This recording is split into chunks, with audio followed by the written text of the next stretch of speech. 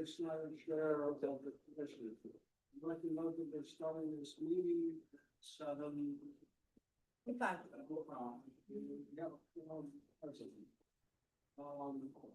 but the technical issues resolved, and we still have them, we can go into the report. No problem. Resolved. Well, good. It is, yeah. So we are, and we're live streaming, and then we have a couple folks that are joining us online. So that was a amazing, if I don't mind to share, yeoman's work by the team over the last 48 hours, because we went from nothing, to having a meeting that hopefully is not too unlike our normal live streaming. If anyone out there has technical issues, you can MTC staff to resolve those as well. Thank you for your work. I know that took a lot of effort on your part, so thank you very much. And we noticed we have an in-person forum. We have 2 requests for electronic participation. Kenneth Algieri is requesting electronic participation from Alexandra for medical reasons, since he's recovering from some illness, and Delegate Reed for personal reasons. Can I have a motion to approve Mr. Algieri's and Delegate Reed's request to participate remotely? Second. Any discussion? All those in favor signify by saying aye. Aye. Any opposed, any abstentions? But I'm unanimous. The public opening remarks, expect to welcome the new Commissioner, Rachna Sizemore Heiser from the Fairfax County Board of Supervisors. Welcome. Thank you. Leaving the special election in December for the Braddock District seat, she filled Fairfax County vacant seat on MDTC, left when James Walkinshaw won his congressional seat. So now you know the ladder of progress, which you'll have to meet. We also welcome Darian Flowers, who has been appointed by Secretary of Transportation Miller to serve on the NBTC and the WMATA board, succeeding Paul Smithberg's appointment, which expired on January 5. So Darian, I wondered, you really know what you're getting into. Yes. Anyway, welcome. I'd also like to thank Fairfax County Council Member Tom Peterson for joining us as he is serving as Mayor Reed's alternate tonight, since she needs to attend the NBTA meeting. Welcome, Mr. Peterson. And also welcome to Justine Underhill, my colleague and an alternate for the City of Falls Church. So welcome, Justine. Hey, could you provide us an overview of tonight's agenda? Absolutely, Mr. Chair. And so indeed, we do have the swearing in of new officers, appointments, and committee members. We're going to do a bit of a look back to what we accomplished last year and a heads up of what we're going to be conquering this year. We do have a discussion to get some direction from the commission on comments we made want to provide to WMATA for FY 2027 budget. We'll be seeking approval on NBTC's and VRE's upcoming budget, as well as NBTC's work plan. Our legislative team, who was literally downstairs parking after a strenuous trip up from Richmond, so give them some grace, will be giving us an overview of what's happening in the General Assembly session. And then I know we do have a small number of VRE agreements that will be voted on, of course, our usual reports. The other thing I did want to add is that just in the past few days, we have 2 additional commissioners who will be departing NBTC. So Governor-elect Spanberger announced appointments just this week, some as recently as yesterday, that are going to affect actually 2 NBTC members. First of all, the governor-elect has nominated Maria Zimmerman to be the director of the Department of Rail and Public Transportation. And so Tiffany Robinson will be leaving her position. Tiffany is actually out of town, so she's not here, but we'll have the opportunity to celebrate and honor her at our next meeting. And the selection of our very own Senator Eden to serve on Virginia's Cannabis Authority. So he's going to need to be stepping down from the state Senate in mid-February. And so we do hope again to officially honor that you will come back at our March meeting. But we did not want to go today, let that happen without having a moment. And Mr. Chair, I don't know if you wanted to add any remarks. I know we're going to be celebrating a couple other commissioners who are leaving, but if you wanted to add anything about Senator Eden.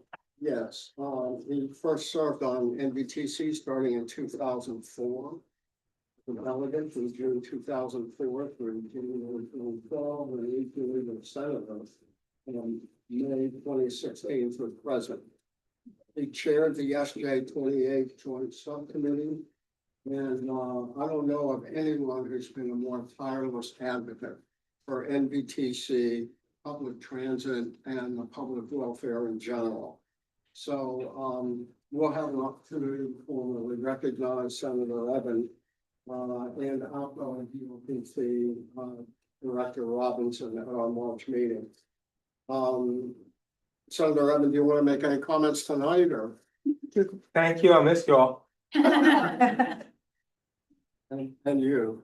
Thank you. Look forward to seeing what friends like you know with stuff.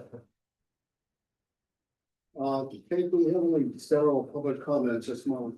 Yeah, so we did have one public comment from Mr. Rob Whitfield that was sent out to the full commission earlier this evening. And so that was all the comment that we had. Thanks very much. We appreciate Mr. Whitfield's comments as always. So here we next time the oath of office for new commissioner. So I would ask Rachel Sizemore Iser, Darian Flowers, and Tom Peterson for please approach us there with the flag.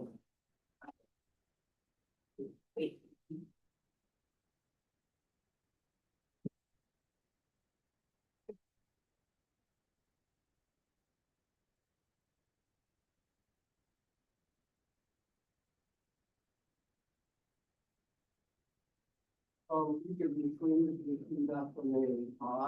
I solemnly swear that I will support the Constitution of the United States and the Commonwealth of Virginia. I do solemnly swear that I will support the Constitution of the United States of America and the Commonwealth of Virginia, And I will faithfully discharge all the duties incumbent upon me that I will faithfully discharge all the duties incumbent upon me as a member of the Northern Virginia Transportation Commission according to the guidelines. as a member of the Northern Virginia Transportation Commission to the best of my ability. Thank you so much. Welcome. Thank you. Thank you. And then more pictures of work. You do it. Thanks, all. Yeah.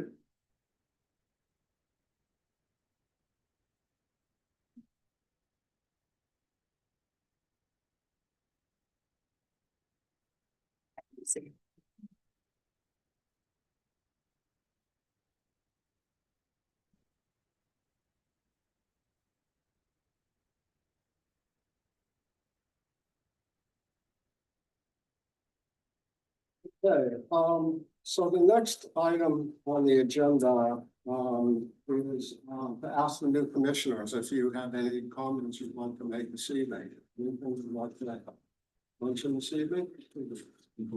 Well, thank you, Mr. Chairman. I'm just excited to be here. Looking forward to working with all of you. I appreciate this opportunity to serve the Commonwealth.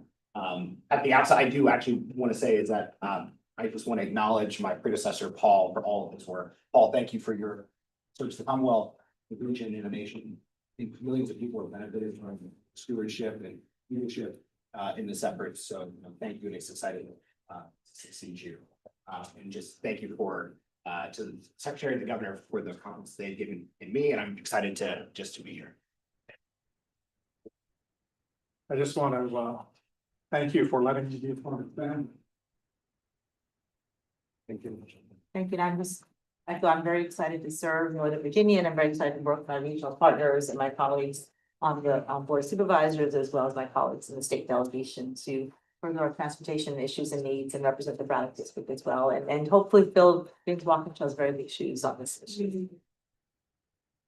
Great. Well, this is a fantastic group to be part of the world-class staff.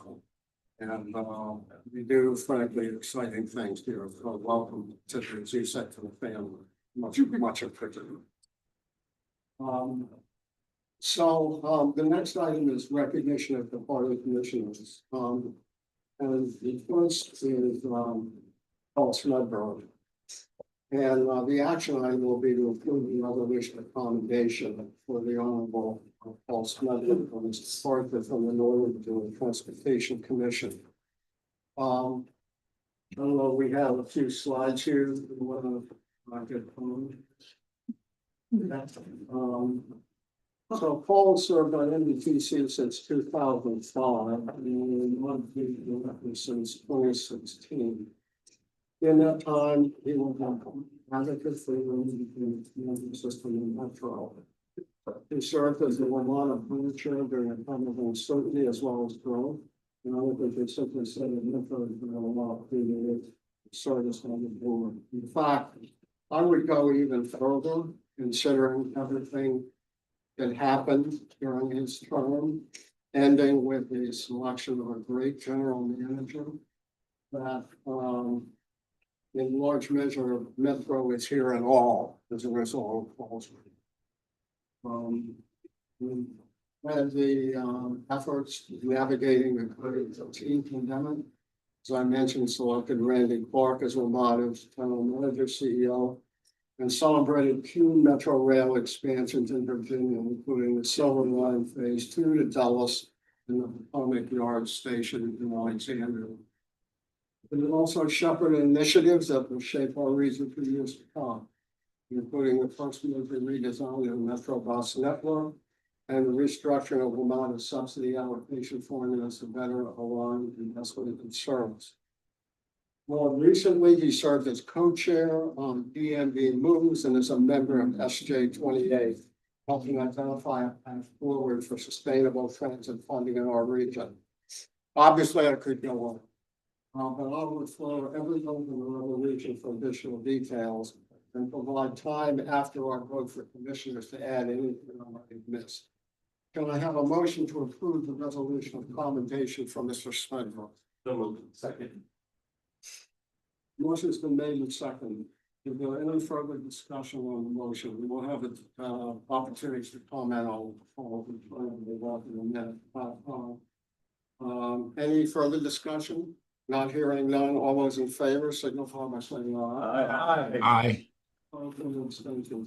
Passage unanimously. Kate, I understand you have some remarks from the Department of Rail and Public Transportation. Dr. Robinson wasn't able to attend the meeting until that's later on. But right now, this is our opportunity to make some comments about Mr. Spenberg's work. Anyone want to start the discussion? Chair, would you like me to read Director Robinson's remarks? I actually do have them right here. What's that again? I do have Director Robinson's remarks. They're real lovely remarks for Paul. Do you mind if I read them? Oh, yes, Yeah. absolutely. And so this is, I'm not Tiffany, picture Tiffany. Sorry, Director Robinson. Although I've only been with DRPT a limited time, I've had the privilege of meeting with Paul in my prior role as Deputy Chief of Staff for the Governor when he met with us along with WMATA management multiple times to help ensure the long-term sustainability of Metro. He has been a great leader on the board, took his oversight role very seriously, and has been a solid partner to the Commonwealth. In particular, I want to commend Paul for his engagement and leadership on the recent WMATA operational analysis that was presented to CTV this week, which has helped position Metro to be, which has helped to position it to be as a guiding resource to the board and WMATA management. My hope is that this work product will offer additional options to help WMATA better manage its growing costs, increase self-generated revenue, allowing the Commonwealth and the jurisdictions to get the most possible for our dollars. Paul's tenure reflected a deep understanding of both regional needs and statewide responsibilities in a way that has transcended partisan divides. And he was very happy to meet along the way as well. Thank you for your service, Paul.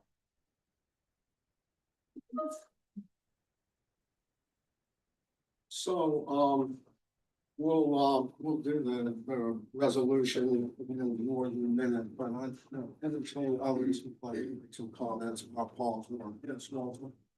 Thank you. So, I just want to mention a few things. You know, Paul has come to the commission and, you know, a number of years reported on Metro and served as chairman of the Metro board.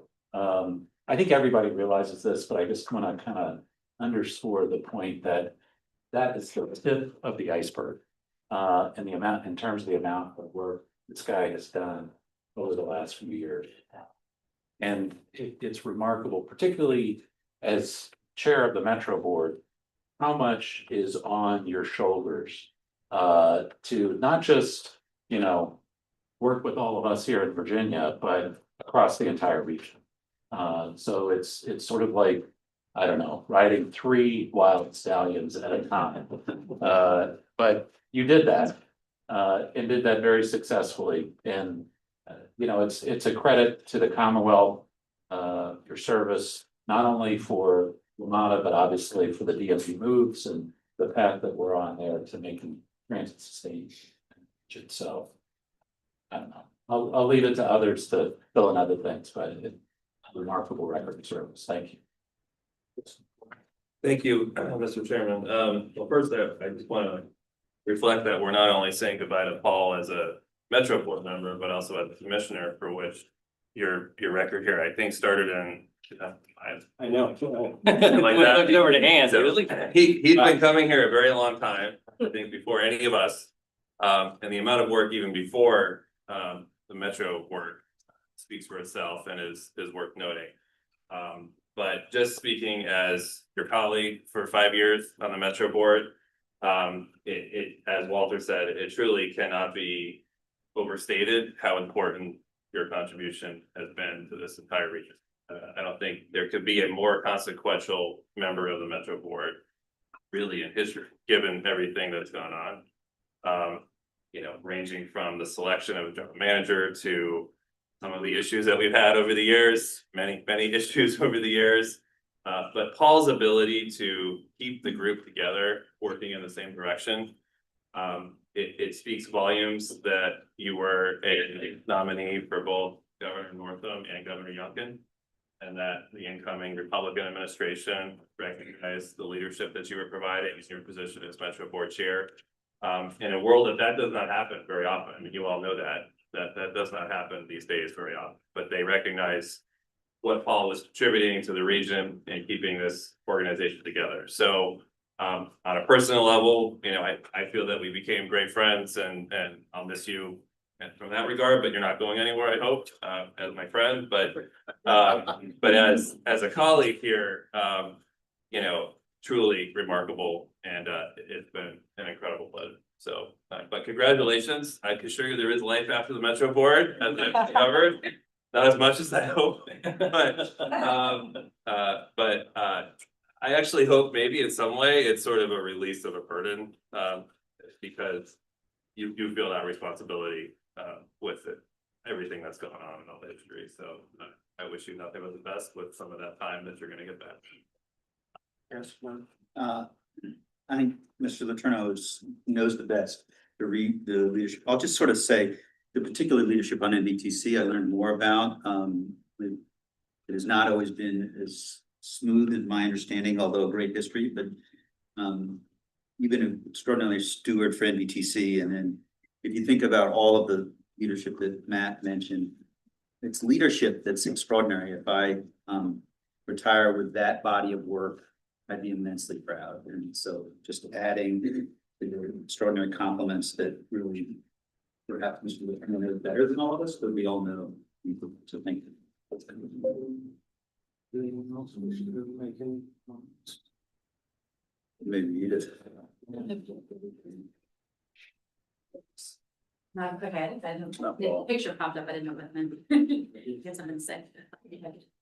Yeah. Go ahead. No, I just, I think on behalf of Alexandria as well, I just want to thank Paul for his extended service on MBTC, and obviously one of the big key things that happened for us was the coming here and how pivotal that has been in the redevelopment and the future ongoing development of that part of town. It just wouldn't happen without that kind of vision. I mean, it took vision, you know, for 20 years to bring that to fruition, and as a a beneficiary, of Alexandria and seeing what's happening in that area, I just want to thank you for that vision and belief and persistence and then execution. So truly, I mean, thank you on behalf of, Alexandrians and the role you played in your service there. So thank you very much.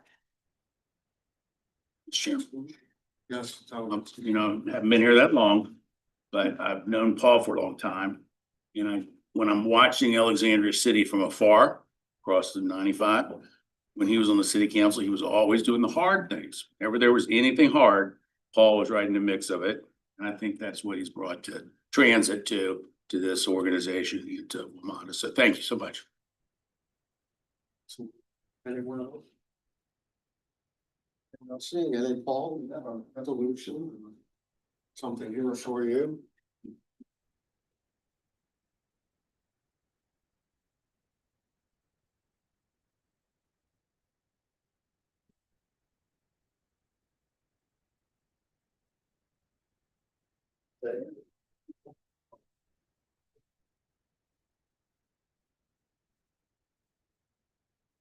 Um, Just, quickly review the resignation. Your service to the Legion of the Commonwealth and most important people. I'm surpassed. So we come on.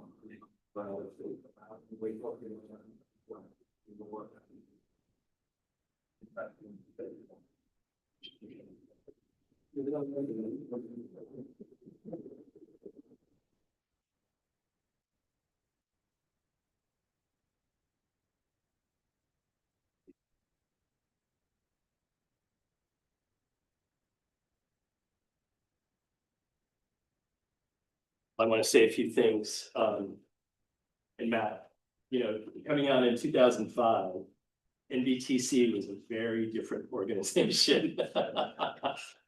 Kate wasn't here yet, but she was here when actually I was chair, and it was a very challenging time, let's say, for this organization. Rhonda was here, Melissa, Like my you were first year, I here. think. Who else? Someone else here, anyway. It was a very challenging time, and Kate, I can't say enough about your knowledge, your leadership, and what you've done with this organization, the staff you have mentored and fostered, and all of their work.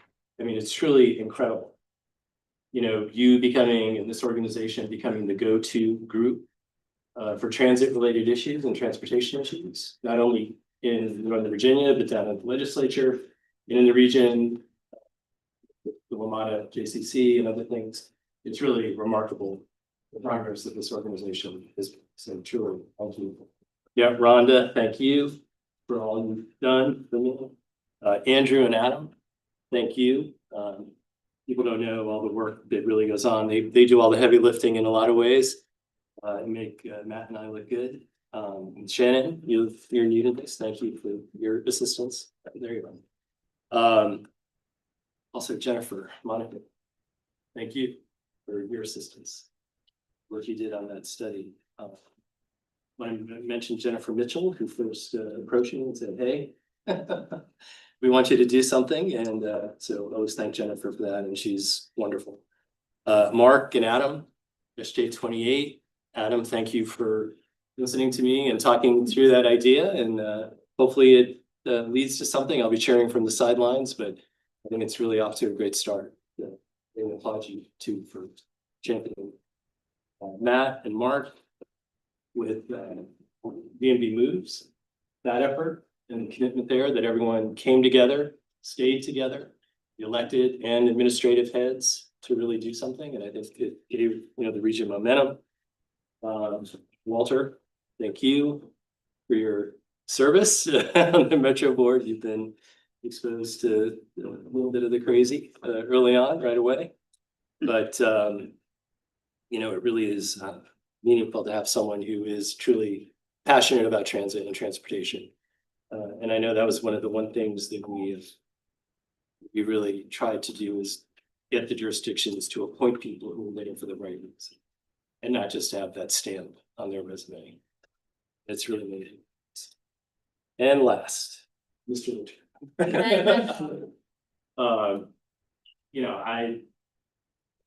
I got a lot of criticism for appointing Matt as finance chair, but it was one of the best decisions I made as chair. And we were a really good partnership, not only for the Commonwealth and in BTC, but for the organization itself. And it really was truly challenging time. Matt and I, it's hard to communicate how really difficult the time it was and how really hard it was. I won't miss getting yelled at every day. Every jurisdictional partner. Yeah, it's part of the job, but you know, it's really challenging. And I just honestly, I can't imagine not having to get in with your ability and you too, the ability to work with the other directors and you know, all you did with commodities on the finance side. It's really remarkable.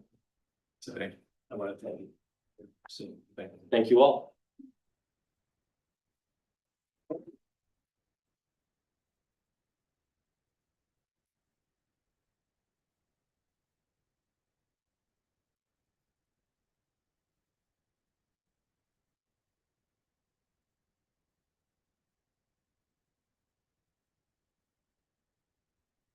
Next item on the agenda is to approve the resolution recommendation for the Honorable Mark R. Sickle on a departure from the Northern Virginia Transportation Commission.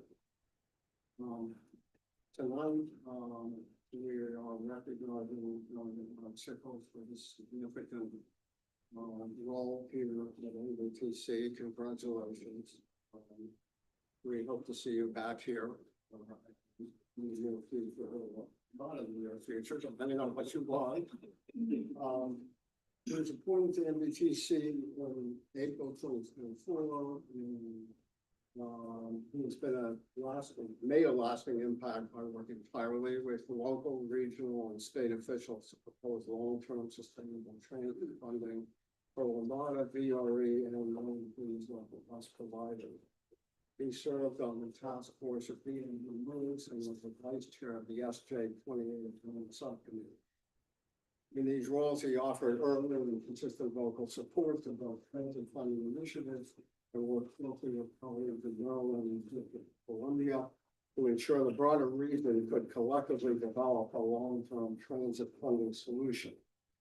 He then collaborated with Senator Abbott to draft a bill supporting the solution and is ensured in good hands as he leaves the House of Delegates. He did all of this while continuing to meet the needs of his constituents in the 17th House District, which he has served for 22 years. Thank you for your service in Northern Virginia and for your continuing service for the Commonwealth and all of our people. Can I have a motion to approve the resolution of commendation for Delegate Sickles? I'll move. Second. Any discussion? All those in favor signify by saying aye. Aye. Any opposed, any abstentions? Passes unanimously. Delegate Reed. Yes. Aye, sorry, I was muted.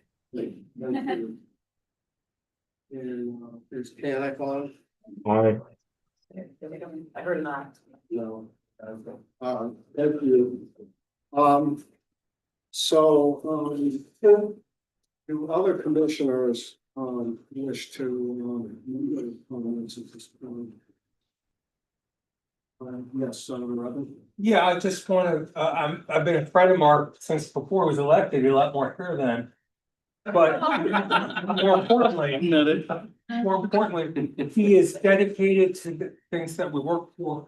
You know, even since being, or particularly since being appointed as Secretary of Finance by Governor Stamper, he's been saying, well, you know, who should carry this bill, who should carry this part of the bill, how I'm gonna be there, what we're gonna do. And I'm heartened by the fact that it'll be in the office of Secretary of Finance. So if the bill is not perfect, when it gets to the governor, perhaps someone will be effort to recommend to her any improvements. Other comments? Yes, Walter. So anyway, I want to thank Mark for everything he's done specifically on the transit work. But, you know, as mentioned earlier, SJ28, chaired by Senator Evans, but, you know, your leadership on that, you have a remarkable ability to find substance with politics and understand the politically possible, while getting into the details of what actually would work. So that your contributions there very recently make a big difference. And I do also appreciate the fact that you're one of the few people that every once in a while slips up and calls me Dave. So. I knew him back in another life. Anyway, but thank you. Thank you. Well, I've known Mark for a very long time. Possibly even before he was elected as well. I remember him on the street. And every time I looked over at Fairfax across the Beltway there, Mark was always doing the tough things. No, it's true, he was. And I think, Walter, you said it really accurately, combining policy and politics, knowing the issues, but being able to manage the issues beyond just that. And I think the Commonwealth is going to be very well served with you as Secretary of Finance. Having that knowledge, having the respect you have among your fellow delegates and senators alike is going to serve you very well, and this governor very well in that new role. So thank you, and don't forget SJ 28. No. We've got two really good bills here. They both solve the problem. One's maybe a little bit better than the other one because it solves other problems too.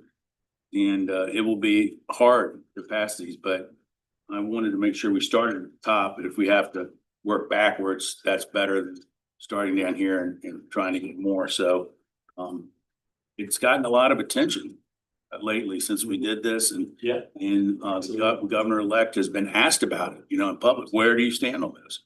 And so that's a good sign. We made a little headway in breaking through the clutter. But I never asked to be on this. I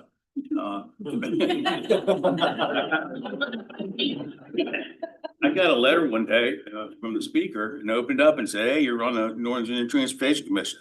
That's the first time I knew it. He's appointed me to other things, but I mean, maybe somebody here had something to do with that. I don't know, but that was a surprise. And I've enjoyed my year. It's the only time in my life I've been able to say I'm a commissioner. So so now I've been a commissioner for a year or whatever it's been, a year and a half. And it's been great. I've been totally impressed with how organized this organization is. It's incredibly well run. And so that's good. You guys, let's go get it done. Just to add that Melvin Sickles has an unfailing sense of humor and ability to deal with civility without limitation. And both of those are extraordinary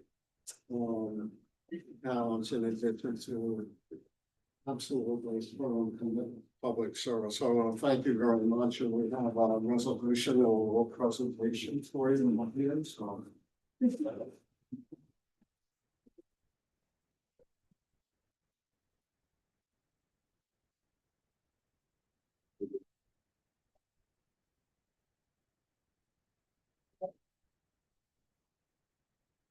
In session.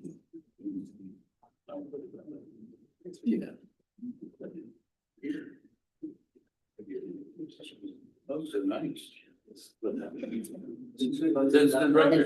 Not this commission right there.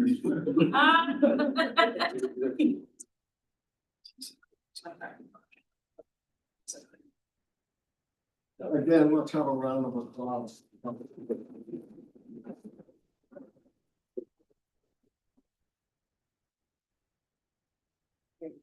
Okay, next item on the agenda, we have the minutes of the December 4th commission meeting and the summary of the December 15th commission legislative forum. Does anyone object if we do a block vote on those two items? Okay, not seeing any objection. We'll have a motion to approve the December 5 minutes and the December 15 legislative forum meeting summary. Move second. Motion has been made and seconded. Any discussion? All those in favor signify by saying aye. Aye. Any opposition, any abstentions, Delegate Reed, okay with that? Yes, aye. Thank you very much. Passes unanimously. Annual leadership and governance, this is where we return the page. And the action item is to approve the recommended slate of officers for 2026. The executive committee recommends the following slate of officers for 2026. Chair Sarah Bagley from the city of Alexandria, Vice Chair Matt Letourneau from Loudoun County, Secretary Treasurer Maureen Coffey from Arlington County. Are there any other nominations from the floor? Hearing none, we're seeing none. Can I have a motion to approve the recommended slate of officers? So moved. Any discussion? All those in favor signify by saying aye. Aye. Opposed, any abstention? Delegate Reed. Aye. We vote aye as well. So that item passes unanimously. Congratulations to our new officers. And please join me up front for the oath of office.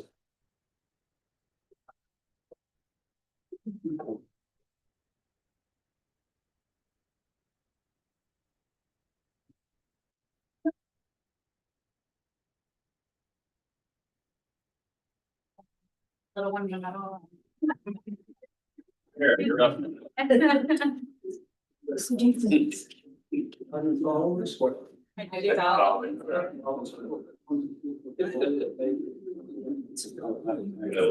Constitution of the United States and the Commonwealth of Virginia. And that I will faithfully discharge all the duties incumbent upon me As an officer. as an officer of the Northern Virginia Transportation Commission to the best of my abilities. Congratulations, wonderful. Yeah.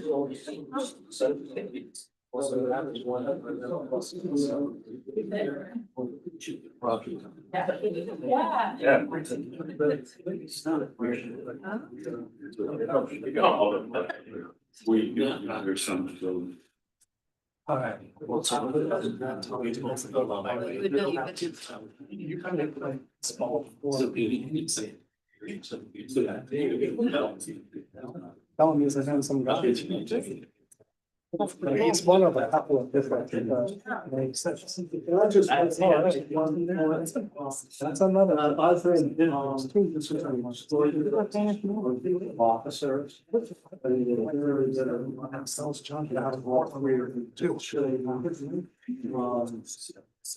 Sarah, she's head of the association board with the and amongst other things, led the effort to recruit and retain the new CEO and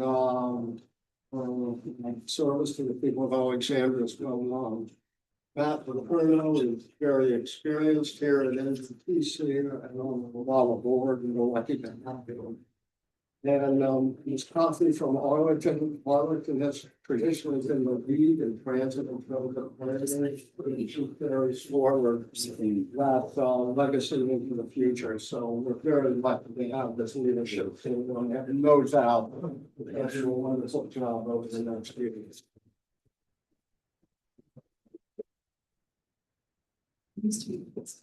Sure.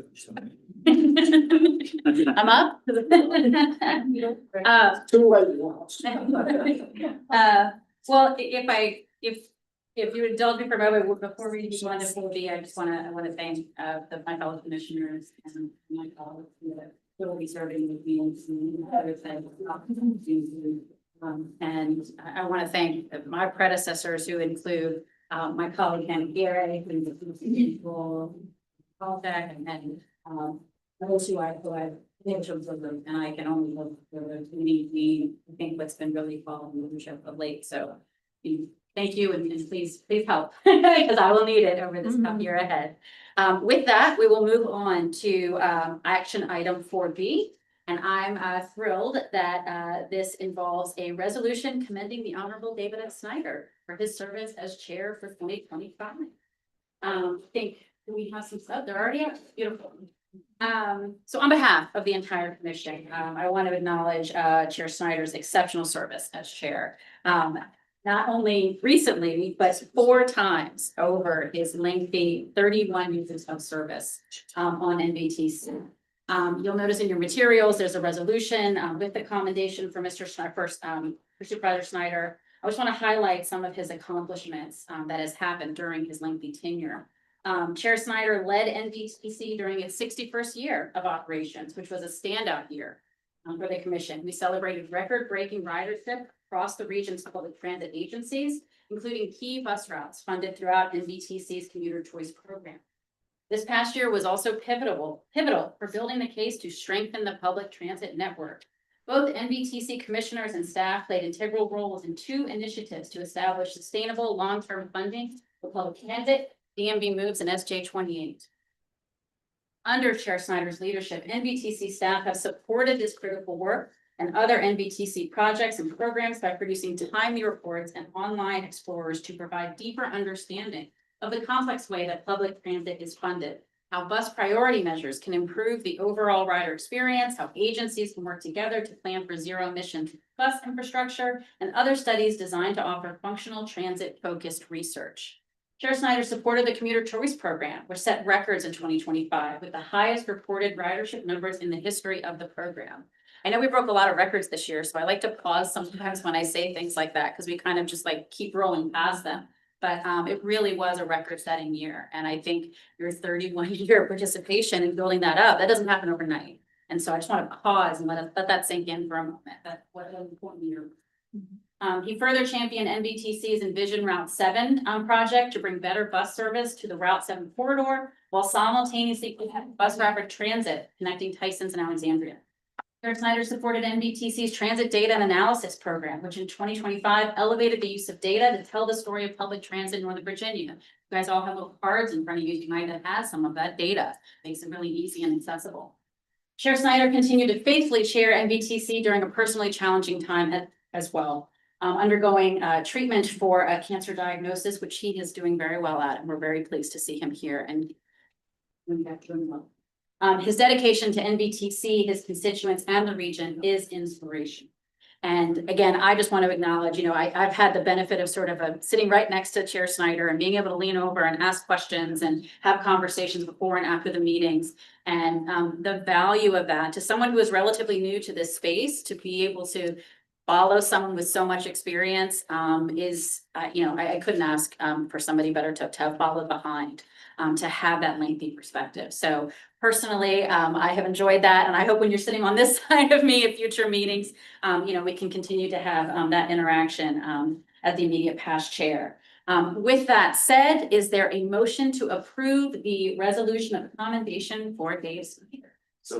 Second. All right, so I hear, I'll give the motion to Mr. Letourneau, and I think the second to Senator Evan. We have a motion and a second. Any further discussion? And again, we'll give some time here, obviously, after we hopefully pass this motion. Okay, hearing no further discussion, I'm going to start. Delegate Reed, how do you vote on the? I vote aye. All right, and Councilman Aguirre. Aye. All right, all those in the room in favor? Any opposed? Any abstentions? Hearing none, the motion passes unanimously. We do have an award and a commendation, but first I would invite any of my fellow commissioners if they want to add further comment acknowledging Mr. Snyder's tenure. Yeah, for as long as I've been around, which is nothing compared to Mr. Snyder, you have been an absolute stalwart, defender of transit, advocate for transit, well known throughout the region, highly respected on every body that you've served. I served with you on COG as well, and I know your legacy there is also enormous, but thank you for stepping up and serving as our chair this year for the 4th time, which is really remarkable.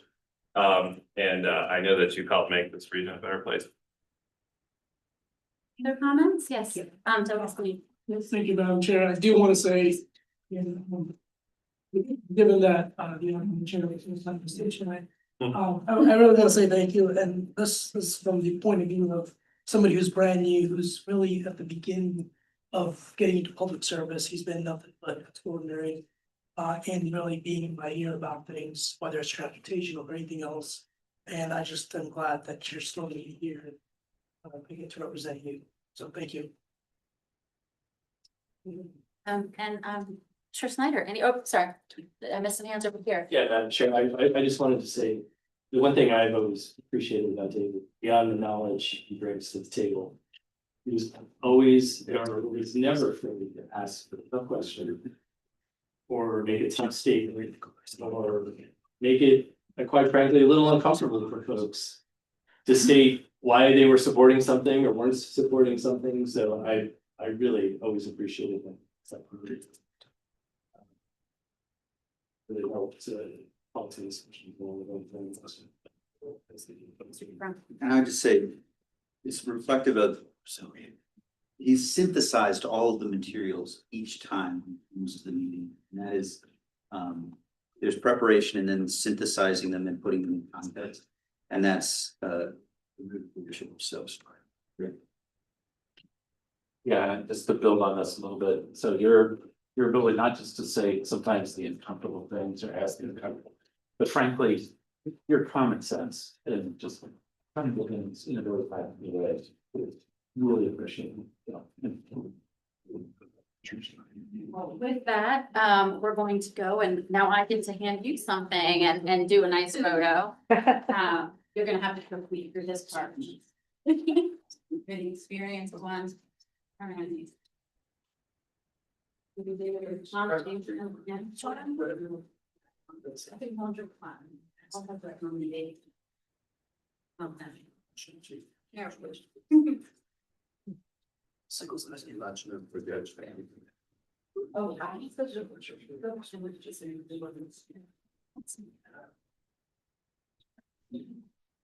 now I would love to invite my colleague here if he'd like to say a few words himself.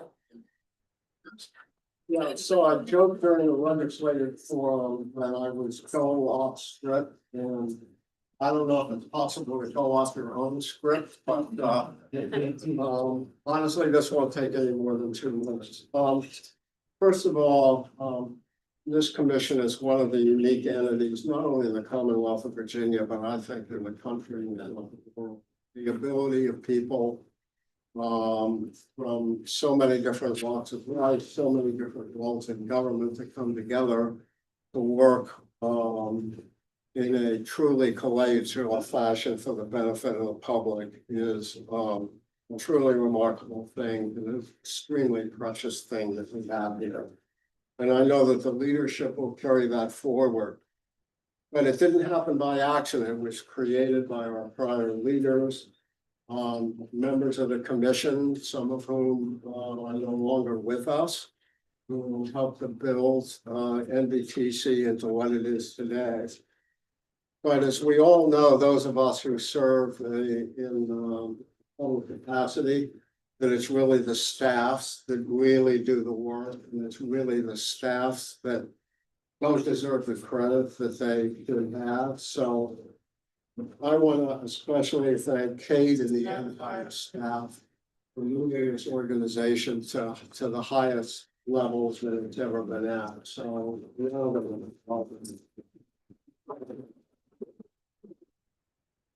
if we review the year, I think it was a year of putting down foundations.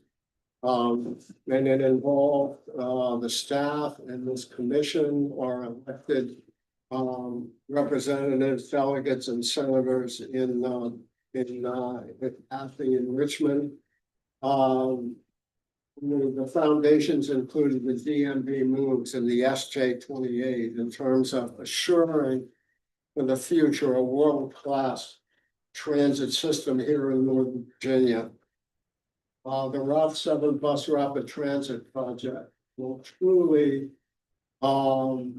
link together what I think is the most interesting and diverse node in Virginia, potentially beginning in historic Alexandria, continuing on through virtually every social and economic group, with places of worship, places that they live, places that they work, through the City of Falls Church and on to Tyson's Corner. It really represents a unique snapshot of what's best in America and best in Virginia. And so to provide them the kind of us and them, the kind of transit service that they really deserve, we're taking a major step forward, and we've put down the foundation for that. DRE, it's been an exciting year at DRE. We've approved a long-term plan. And we have an exciting new CEO, and that's just the beginning. But I'm going to add to this final comment, while foundations are great. The reality is that they're only the beginning, and when it's our collective responsibility to finish the important work that has begun this past year and that is carried forward leadership from the past. Finally, I want to recognize my colleague Justine Underhill, who's here tonight and may need to leave for a couple minutes. She will be fully exercising the Falls Church vote, and hopefully she'll be an active member of NBTC going forward. But I really want to end where I began, which is we're only as good as the commissioners and the staff make us. And just tracing the progress in this organization, as we mentioned, it's not the same organization that you and I came into. It's a much better organization, much more efficient, and frankly, much more productive. And so a big thank you to everyone who's been involved in that. And I know that our future is sound with this leadership group. So thanks for giving me the opportunity to make these comments.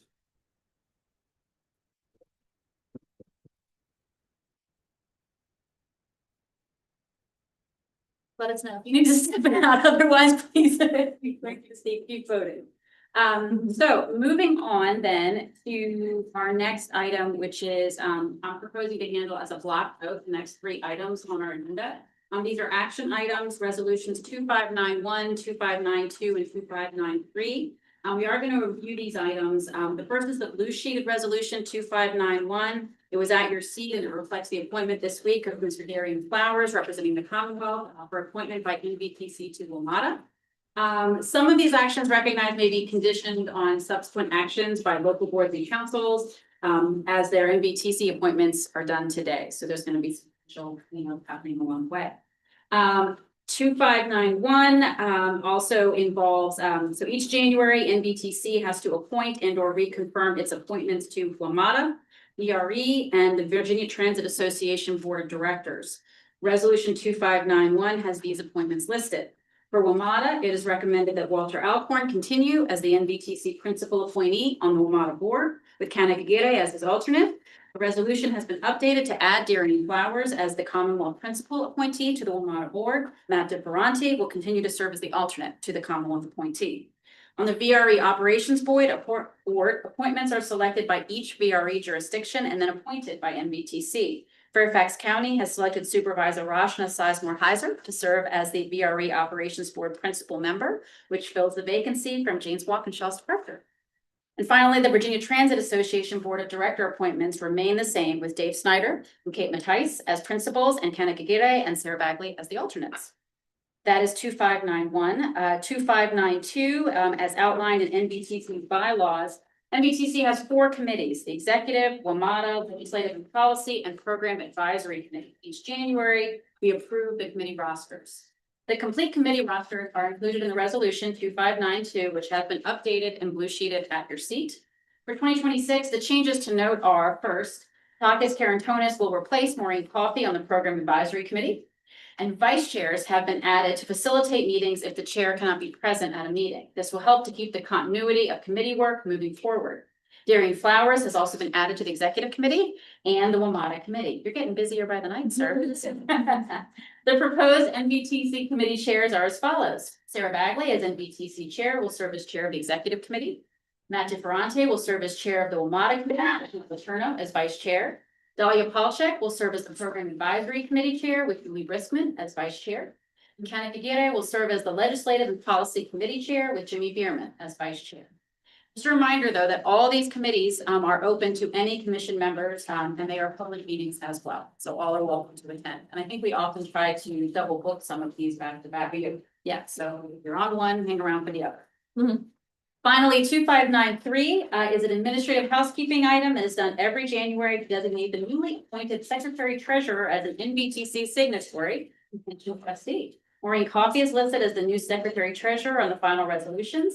Do any commissioners have questions or comments on the 3 actions being requested? Senator Evans. Yeah, I just wanted to note on 2592 has me as a member of the executive committee and the legislative committee, but I will not be a member of MVTC after I leave the General Assembly February 18th and won't be up here after Saturday much. So I don't know if you want to approve it the way it is or if you want to amend it. We can take action at our next meeting with new names on that. That's not a problem. Okay, fix it. So we can Okay, have a conversation. We okay. want to squeeze out every last bit of contribution we can get from this. So we'll leave that for now and we'll revisit it. So that is an action that we will need to take. Okay. Any other questions or comments on the 3 items? Okay, if not, I would entertain a motion to approve those 3 actions. So moved. All right, I have a motion by Mr. DeFerrante and a second by Mr. Alcorn. Any further discussion? Delegate Reed, how do you vote? Aye. Hannah or? Councilman Hewitt? All those in the room in favor? Any opposed? Any abstentions? Okay, those 3 actions items are approved unanimously. We also, moving on to 5, the consent agenda. We have 1 item on the consent agenda, and that's to authorize the executive director to submit a DRPT technical assistance grant application for NVTC strategic planning. Could I have a motion to approve the consent agenda? So moved. Second, please. Thank you. Motion by Mr. DeFerrante, second by Mr. Letourneau. Any further discussion on this consent agenda item? Hearing none, Delegate Reed, how do you vote? Aye. Councilman Aguirre? Aye. All those in the room in favor? Aye. Any opposed? Any abstentions? That motion passes unanimously. On to item number 6. It's always good to look back and see what we've accomplished over the past year. This night's given us a lot of reasons to do so. And so, Kate, could you give us your 2025 year? Madam Chair, so our talented communications team of Sarah Godfrey, Matt Friedman, Oli Tuzel, and Tenley O'Hara have worked hard to put together our 2025 year review, which is at the place. Also, we think of this sort of the annual report. So look, there's been a lot of conversation about how busy we have been at NVTC. I'm not gonna linger on too much, but I did want to highlight again, lots of successes with the commuter choice program. We did this major push of outreach for the Envision Route 7. And obviously our role in the DMV Moves and SJ 28 Joint Subcommittee was really quite all encompassing, maybe is a nice way to say it, and actually very exciting for us to be involved. Obviously, we continue our strong fiscal stewardship and work with the oversight of WMATA and all the support that we provide to our local jurisdictions with a number of sort of behind the scenes technical assistance that always happens. I do want to also share our look ahead for the coming year. Obviously, we are going to be very focused on continuing our strong financial management, and with Scott Halford as our lead CFO for that.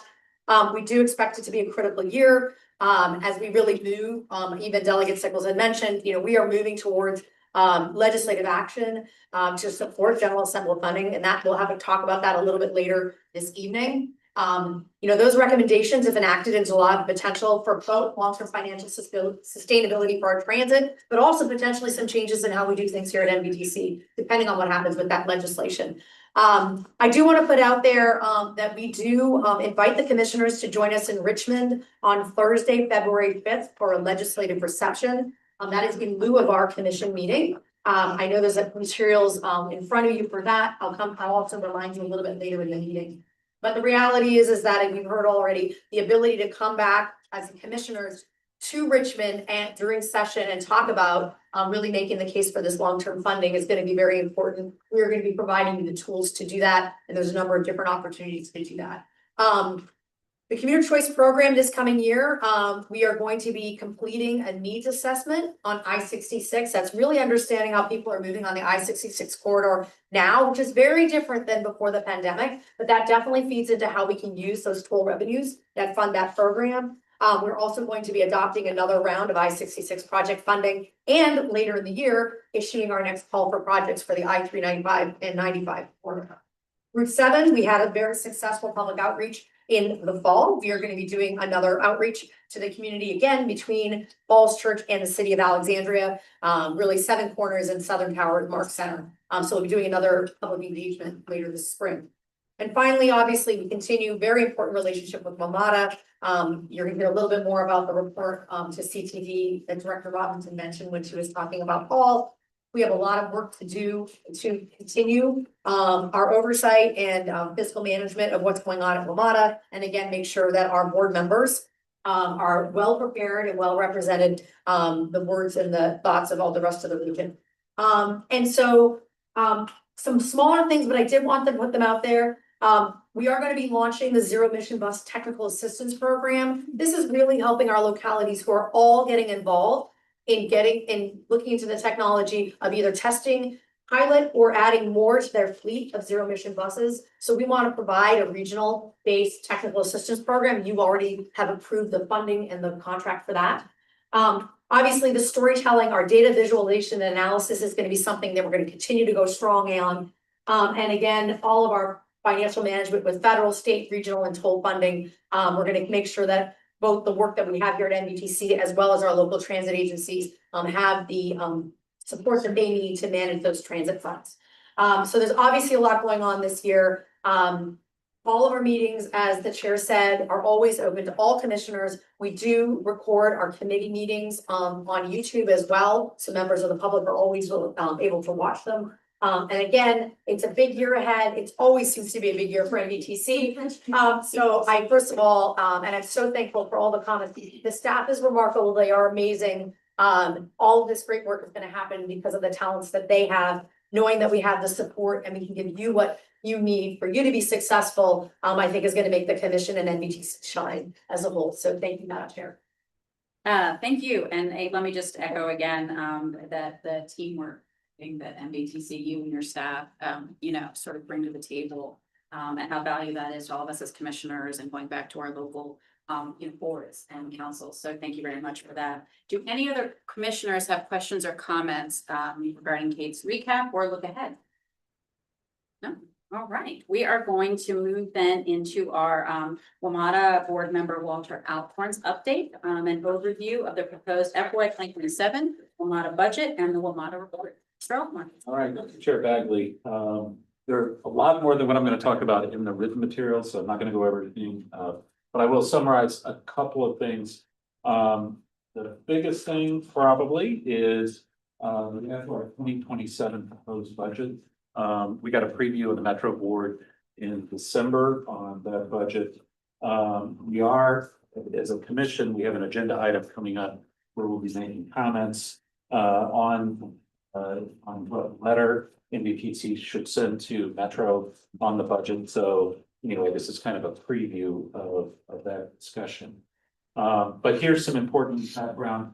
The budget's pretty straightforward.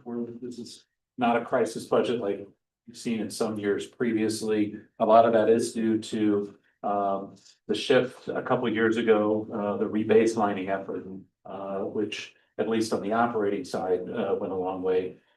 As I'll be mentioning, there's still some significant deficiencies long-term capital, but this includes a 3% growth in total jurisdictional subsidy. It also includes a lot of reinvestment of savings as continuous improvement is really the mantra right now.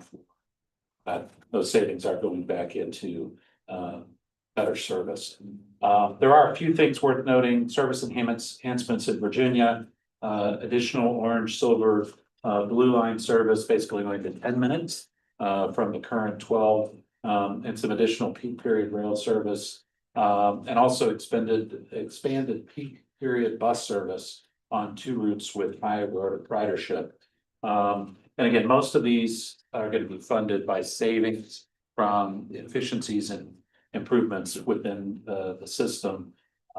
And also, remember, we have better bus network, which is going into full implementation during the coming year. So on the capital side, this includes kind of a different type of capital improvement program. It basically has 2 versions. One that includes funding that could show up through the DMV moves and SJ 28 process. If we get some funding from the General Assembly and our partners also put money in. But it then also includes a CIP that does not give those extra funds. So it really does show the difference.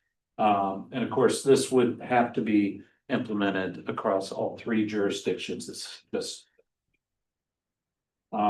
But in the baseline scenario, and that's the one without the additional DMV moves funding, staff has proposed advancing rail modernization on the red line.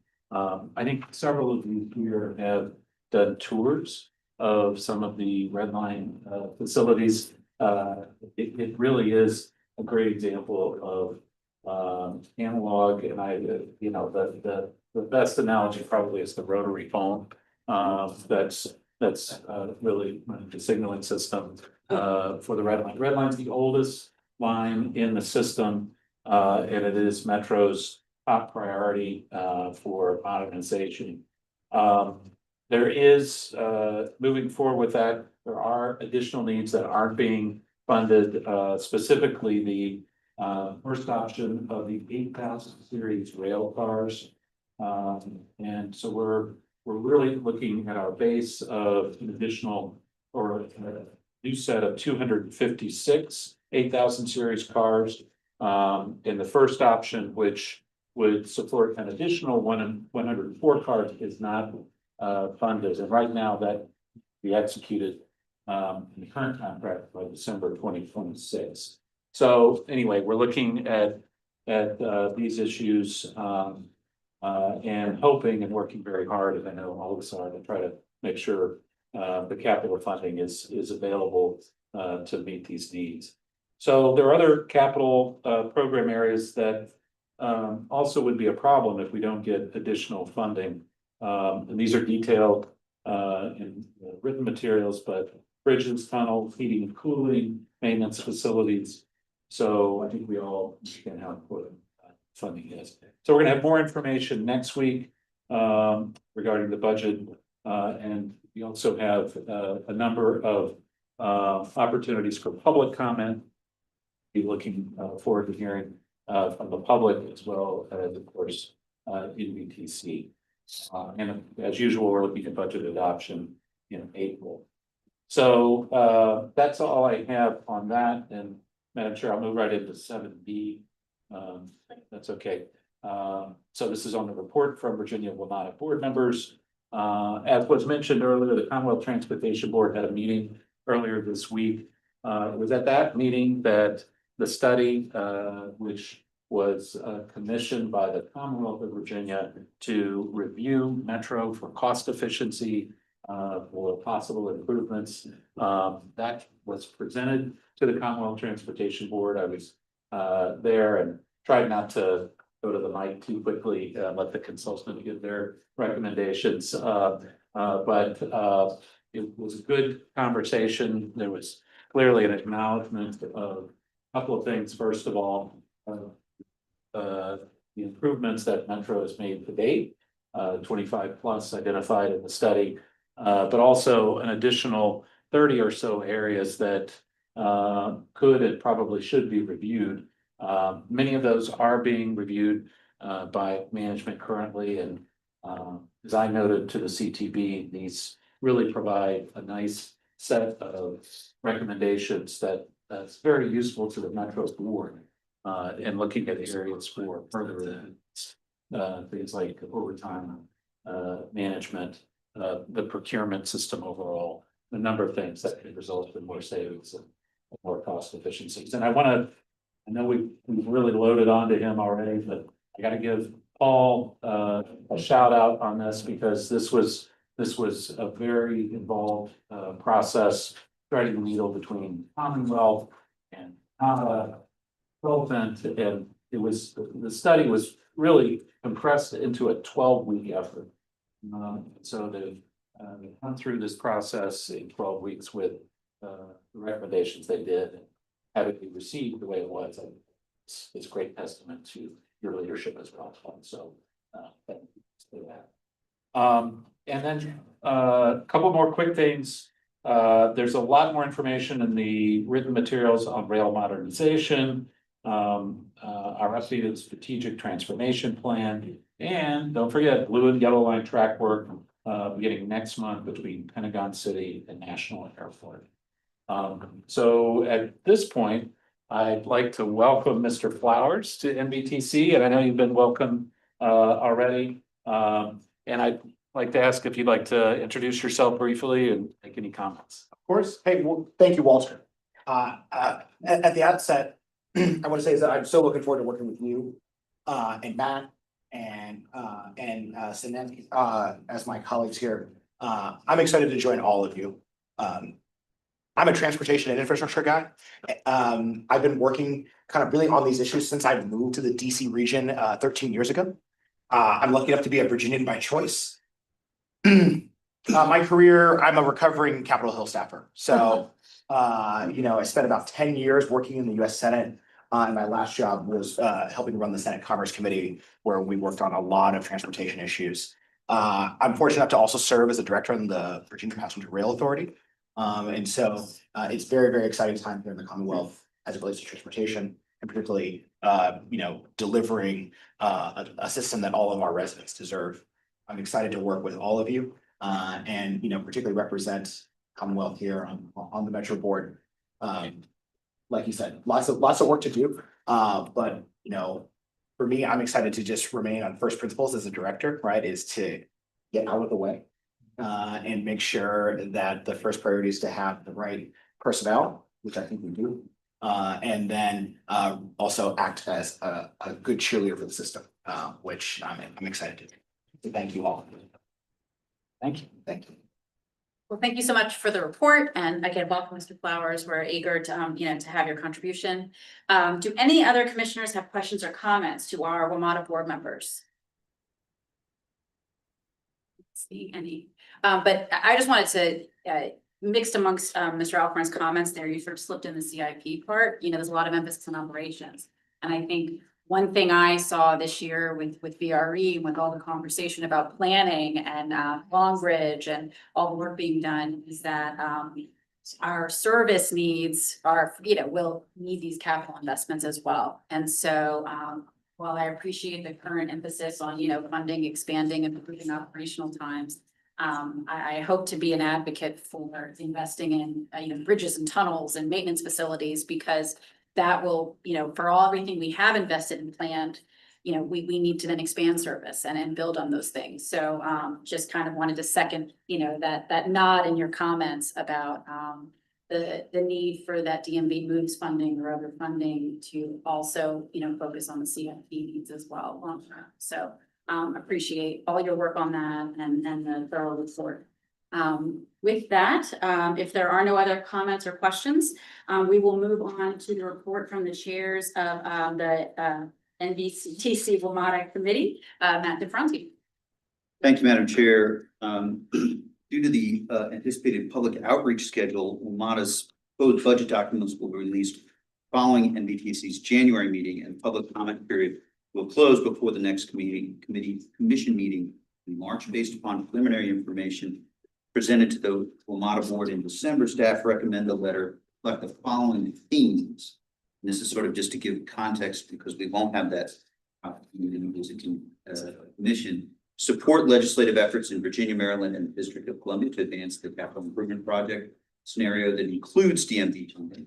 Advance rail modernization on the red line, and continue to refine the costs and benefits of a system-wide modernization program. Ensure that funding is secured to allow option one of the 8000 series rail car contract to be executed to avoid production disruptions or delays, until legislation removes the need to address the current 3% cap on growth in Virginia's operating assistance to WMATA. Ensure Virginia's proposed subsidy does not conflict with the 3% cap, thereby causing withholding of state aid to NBTC jurisdictions.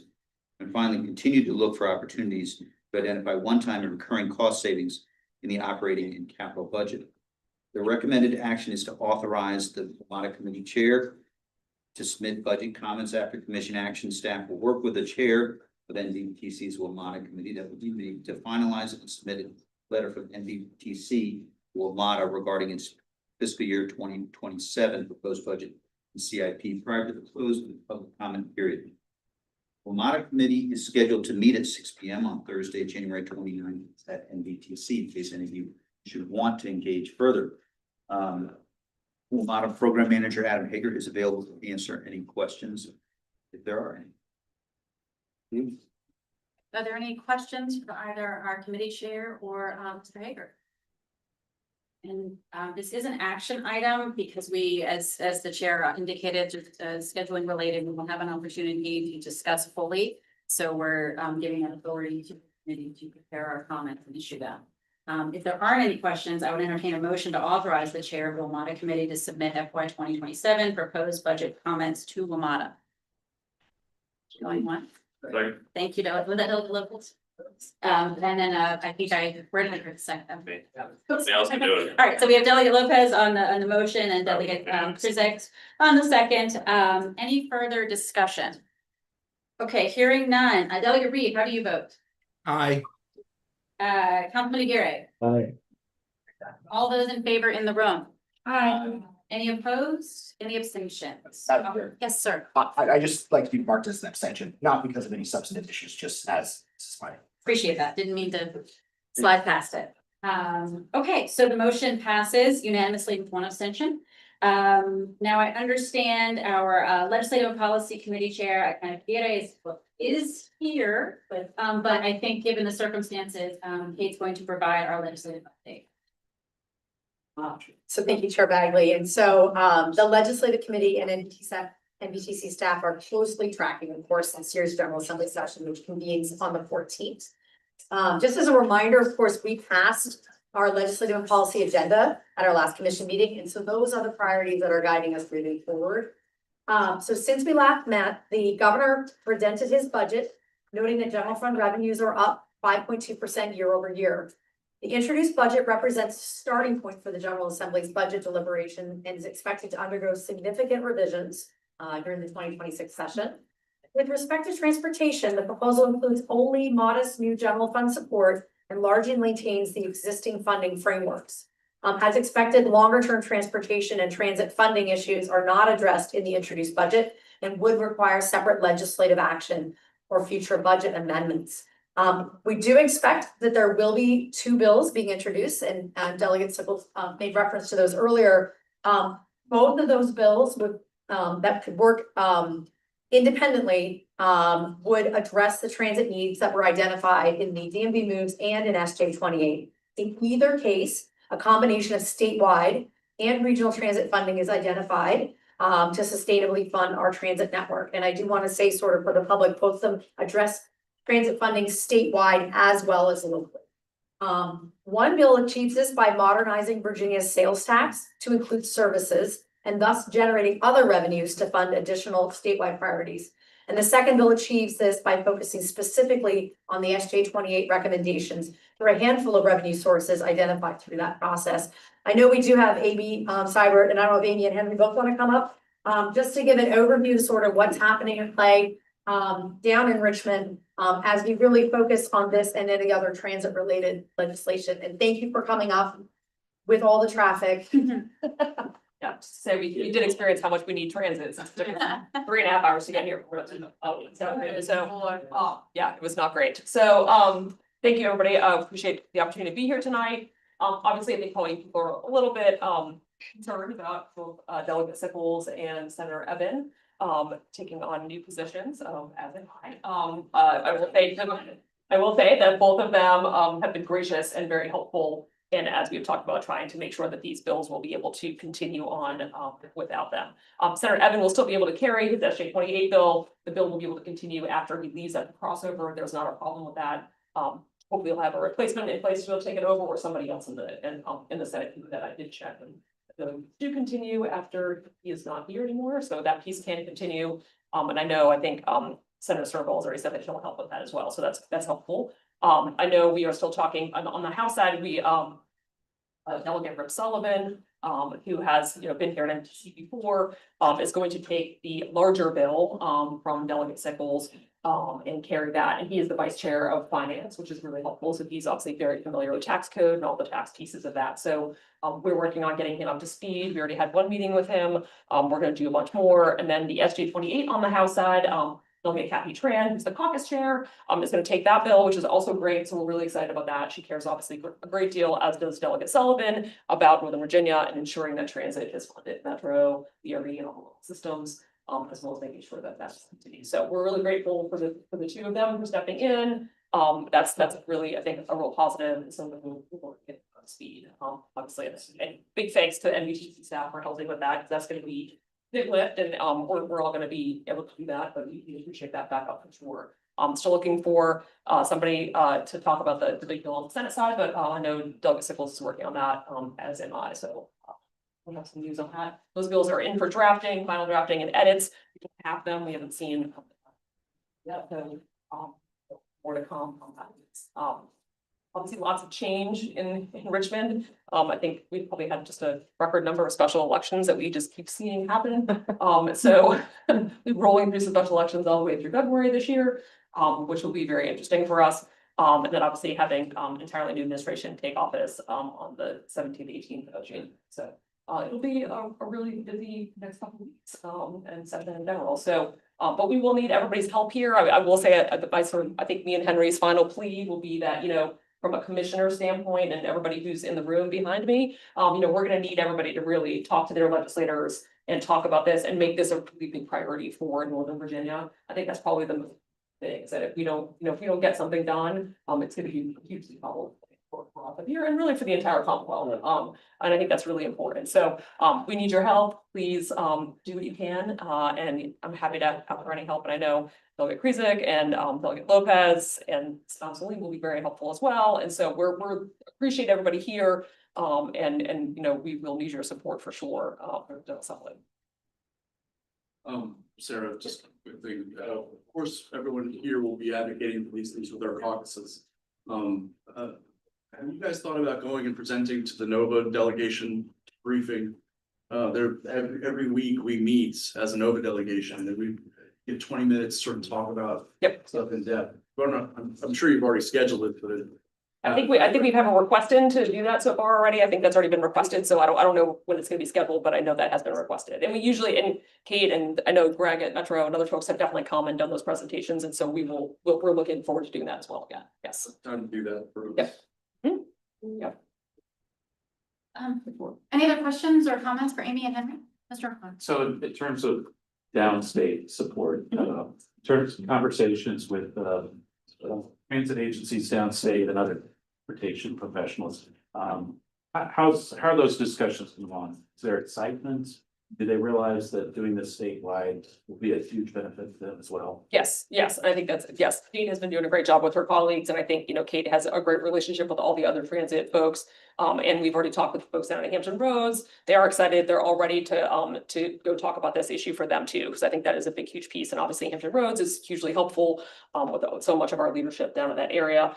Delegate Sickles has had at least 2, if not 3 meetings with the speaker already about this topic. So they also met with Senator Lucas and the Senate finance staff. And so he was doing all those things before he got appointed, which is very helpful. We also had gone down and done briefings with House Appropriations and Senate finance staff later this summer. So all that stuff has been happening. But it'll still be a tough road. There's no question about it. So and losing Delegate Sickles will be hard for us in the legislative piece. Very grateful that he will be in the administration, obviously, can help us with that piece. And I think he's not going to let this go by any means. So, but we'll appreciate that Senator Evans will be here.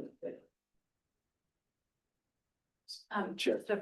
Also, another point for the new commissioners, Nick Donahue, who was the transportation secretary designee, was basically the administrator of DMV and is intimately familiar with these issues and the topic, given his experience, obviously. And he was really critical. I know Kate, you were a bit and others to get some of the aspects of this and think through how complex this is going to be. He was really helpful. to a point where he couldn't do it anymore, obviously, but Correct. he was extremely. Obviously, we're hopeful when everybody gets sworn in, they'll be able to. Do more, so, you know, we'll see how that goes. I think that's obviously, there'll be decisions that they'll make once the cabinet is all in place and they start having those meetings with the governor-elect. So, but yes, no, obviously having, Secretary-elect Donahue is also a huge boon for us, and that's cool. I mean, just his knowledge of everything transportation. I mean, the 8 years that he spent It's incredible. as deputy secretary is, you know, it's completely invaluable. And so, you know, we're really grateful for all that. He sees the budget languages that like, so we appreciate that. Mr. Dubrowski. I appreciate the need to emphasize it with our delegation members. I think probably Mr. Lopez has covered, but you know, thinking about the legislative process and the two bills, and we had a little discussion in the executive committee, I would just say, for my part, and probably for all our parts, movable pieces, whoever you need to get down there on this at whatever time, I'm not gonna self-pilot to do a lot of things, but if you need any one of us to be there, this is a value add moment from us, and if you need us, then call whichever one of us is the best to deliver. So, or at least, I think that's probably a shared sentiment, but I think it's probably also helpful, given how fast the pace will move in the legislative session later on the two bills. It might be helpful just to stay out loud that when you call, we all should be ready to, you know. Well, thank you for that. I appreciate that. Thank you.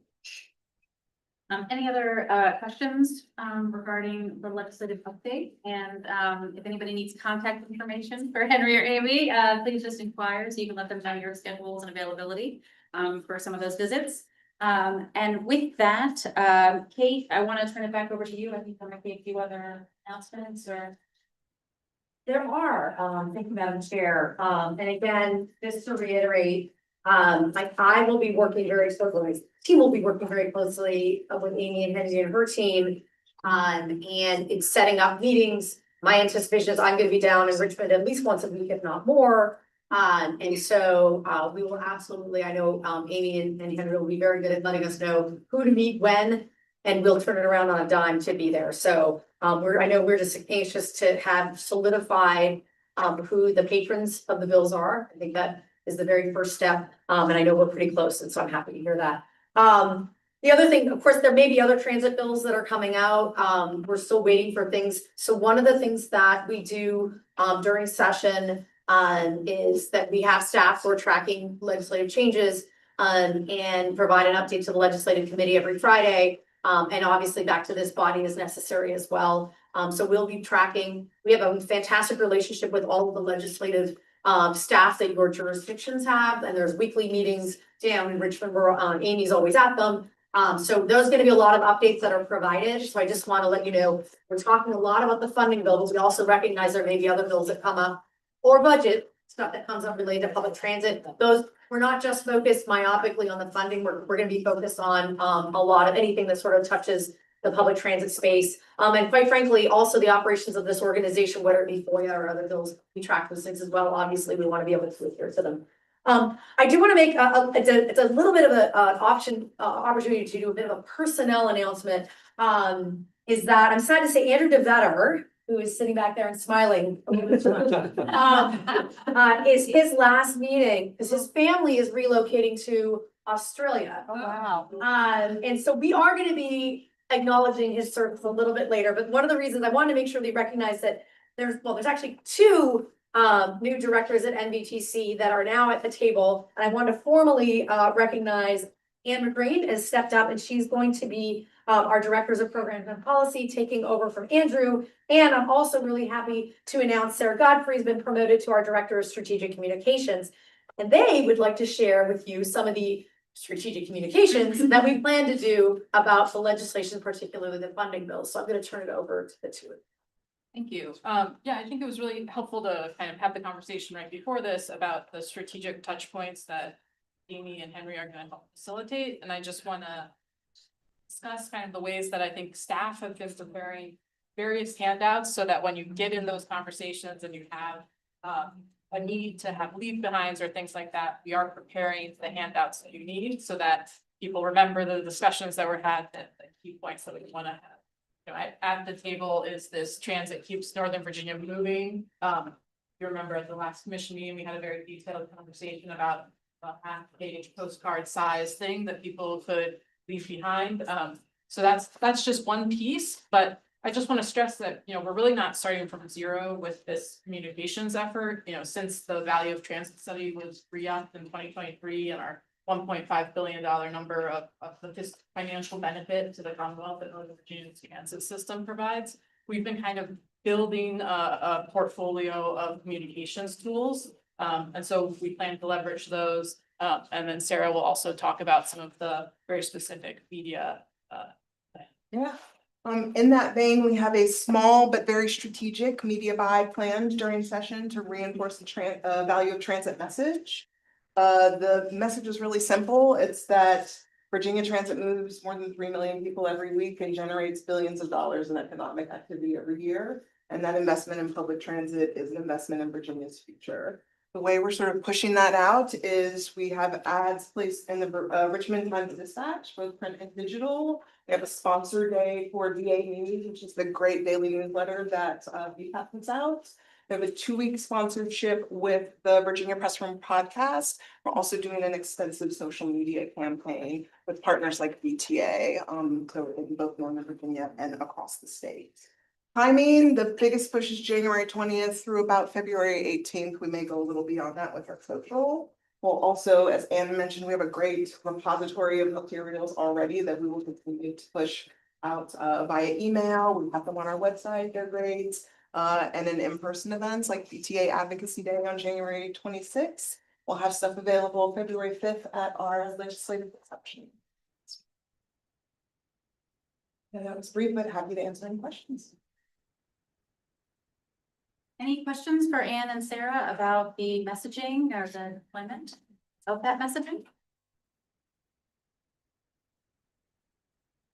I think it's very exciting, and thank you for putting this effort in and sort of giving us something to leave behind and something to feel prepared to deliver. And without glossing over it, Andrew, you do realize everything in Australia is trying to kill you, right? Just wanted to you want to give it a second thought. Yeah, we'd happily see you again next month, but congratulations on us, exciting news. So with that, we're going to move on to Ms. providing us an update on FSDAP and federal legislation. So thank you, Madam Chair. And so the Transit Service Delivery Advisory Committee, so I have to be very good about spelling out acronyms. Commissioners, you'll get to hear that acronym a lot. That is an advisory body to the Department of Rail and Public Transit, specifically on their allocation of their formula. And so they're operating capital funds to the bus systems throughout the Commonwealth of Virginia. And so the Department of Rail and Public Transit did brief the Commonwealth Transportation Board earlier this week on proposed changes to the merit program. That's that capital and operating formula program. And they did recommend that CTB delay any action till later this spring. This is in alignment with the recommendations that TSDAC had, as well as a large number of transit systems across the Commonwealth. There was a general concern that perhaps DRPT was moving a little bit quickly. So the work on that is going to continue. And in fact, we do have a reconvening of that advisory body on January 20th. So we're going to keep moving forward on that. And again, this is about our bus systems. WMATA is separate and VRE is separate. So it's always helpful to understand that. But of course, we have another 38 transit systems in the Commonwealth that get transit funding through this way.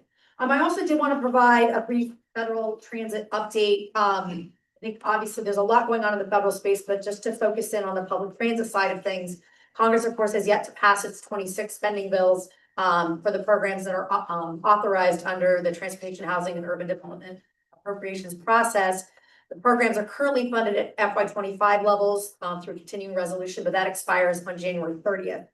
The programs that are authorized through the Infrastructure and Jobs Act do expire on September 30th. So we expect there's obviously a busy year with a reauthorization, but I don't think it'll be a big surprise that there'll be an extension that has historically happened. But there is a lot of work on the federal. This is again highway and transit pieces as well as rail.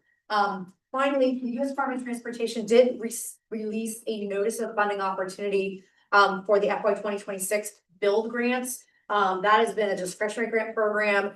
It was called Tiger, then Raise, then Build, then Raise, then Build. Most of our jurisdictions are very familiar with it.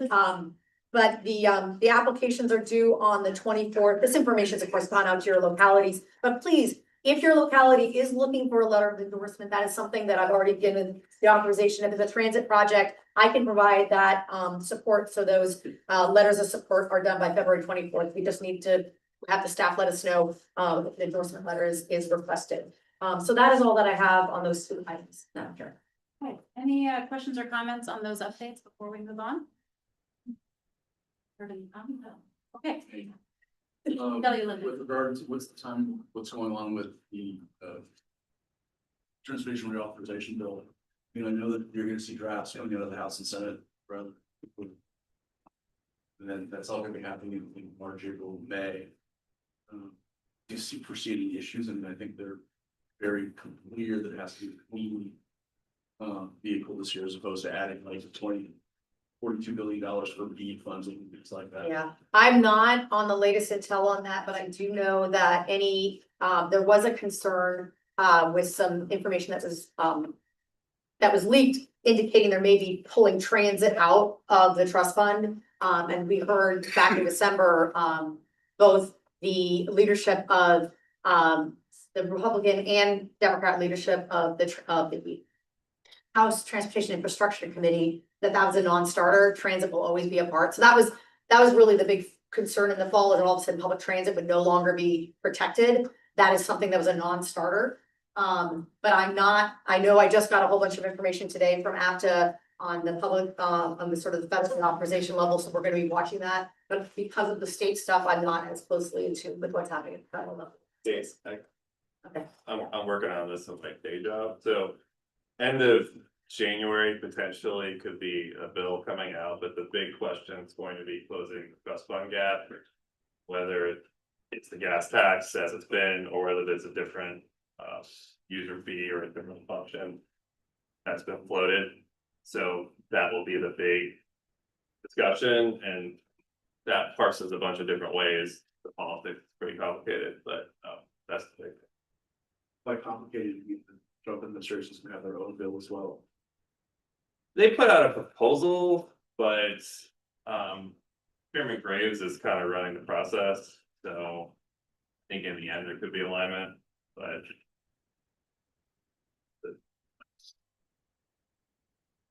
Any other questions or comments on these two items? Okay, seeing none, we're gonna move on to item 9, the NBTC 2027 budget and work plan. Last month, we had a detailed presentation on the FY 2027 budget and work plan. Tonight, we're gonna ask the commission to take action so that the staff can prepare for the new fiscal year in July. The proposed budget is the same budget that was presented at the last commission meeting. The budget totals $5,074,850, including $639,300 for the administration of the commuter choice program, which is funded entirely with toll related revenue, and the management of the Envision Route 7 BRT project, which includes $60,000 in revenue from the related project budget. The balance of the general administrative budget is funded primarily by the member jurisdictions through direct contributions and state aid received by NBTC. Other revenue sources include interest earnings, project chargebacks, grant billings, and a carryover of prior period favorable net budget variances in excess of minimum operating requirements. Total expenses are proposed to increase by $141,000 or 2.9% over the FY 2026 budget, which is the second consecutive year with a less than 3% increase. Staff levels are held constant from the prior year, and a provision for cost of living and performance-based increases are included for existing staff. When it comes to the work that NBTC plans to accomplish with its proposed budget, that's where the NBTC work plan comes in. The work plan is a living document that shapes the day-to-day management, analysis, and oversight work conducted by NBTC staff and works in tandem with the budget. NBTC had a public comment period on the work plan, and NBTC received and incorporated additional introductory information in the work plan to reflect one of the public comments received. The other comments were not relevant to the content of the work plan. Do commissioners have any questions for staff on the work plan or the budget? So I propose we pass those simultaneously.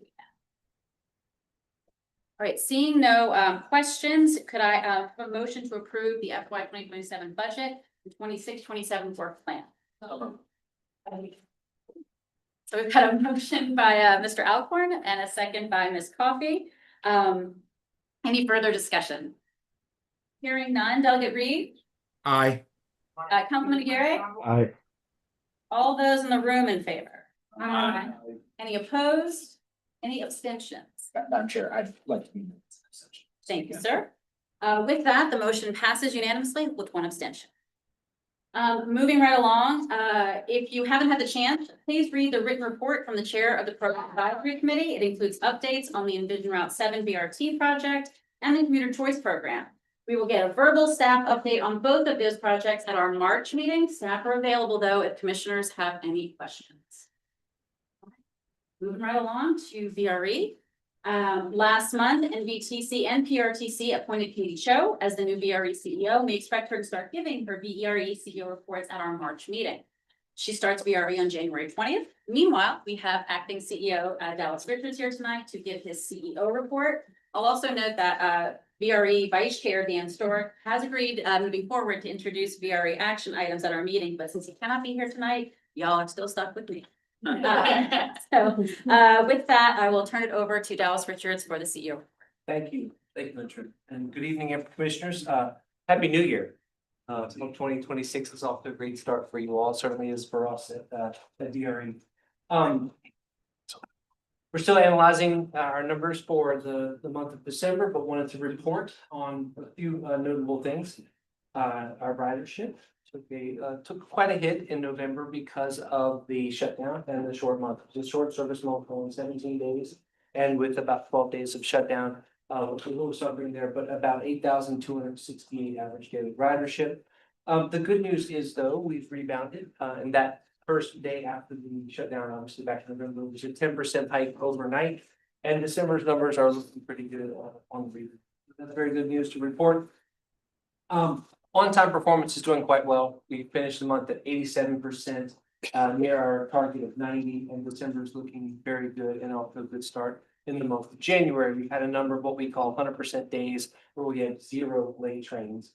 Also worth noting is the average delay time is on the decrease. So it's good to hear, good to see that 9% chance, almost 9% chance if you get on a VRE train, you're going to be on time, and not really going to be about 6 or 7 minutes. It's a pretty good track that we're working hard to maintain. Since we saw you last, a lot been going on, including the Alexandria 50, how many years? It's the 54th annual of Alexandria Scottish Walk. We participated with our float and had a great time, staff. I encourage you to participate in an event. Likewise, we had a groundbreaking there in Alexandria, mid-November rather, but also to report another successful year of Santa trains. We had a great year for that. I like to say that to repeat what Mark shares that kids love Santa and kids love trains, and we had a great year. And we are successfully one of the largest donators for Toys for Tots this year as well for the Fredericksburg region. So very exciting way to close out the year. Very promising. A couple of things to report out. I want to report on what's about to happen, right? Some of you may have heard, may know what's going on. The Long Bridge construction project, particularly Long Bridge North, which is from the riverbank on the north side and into the city.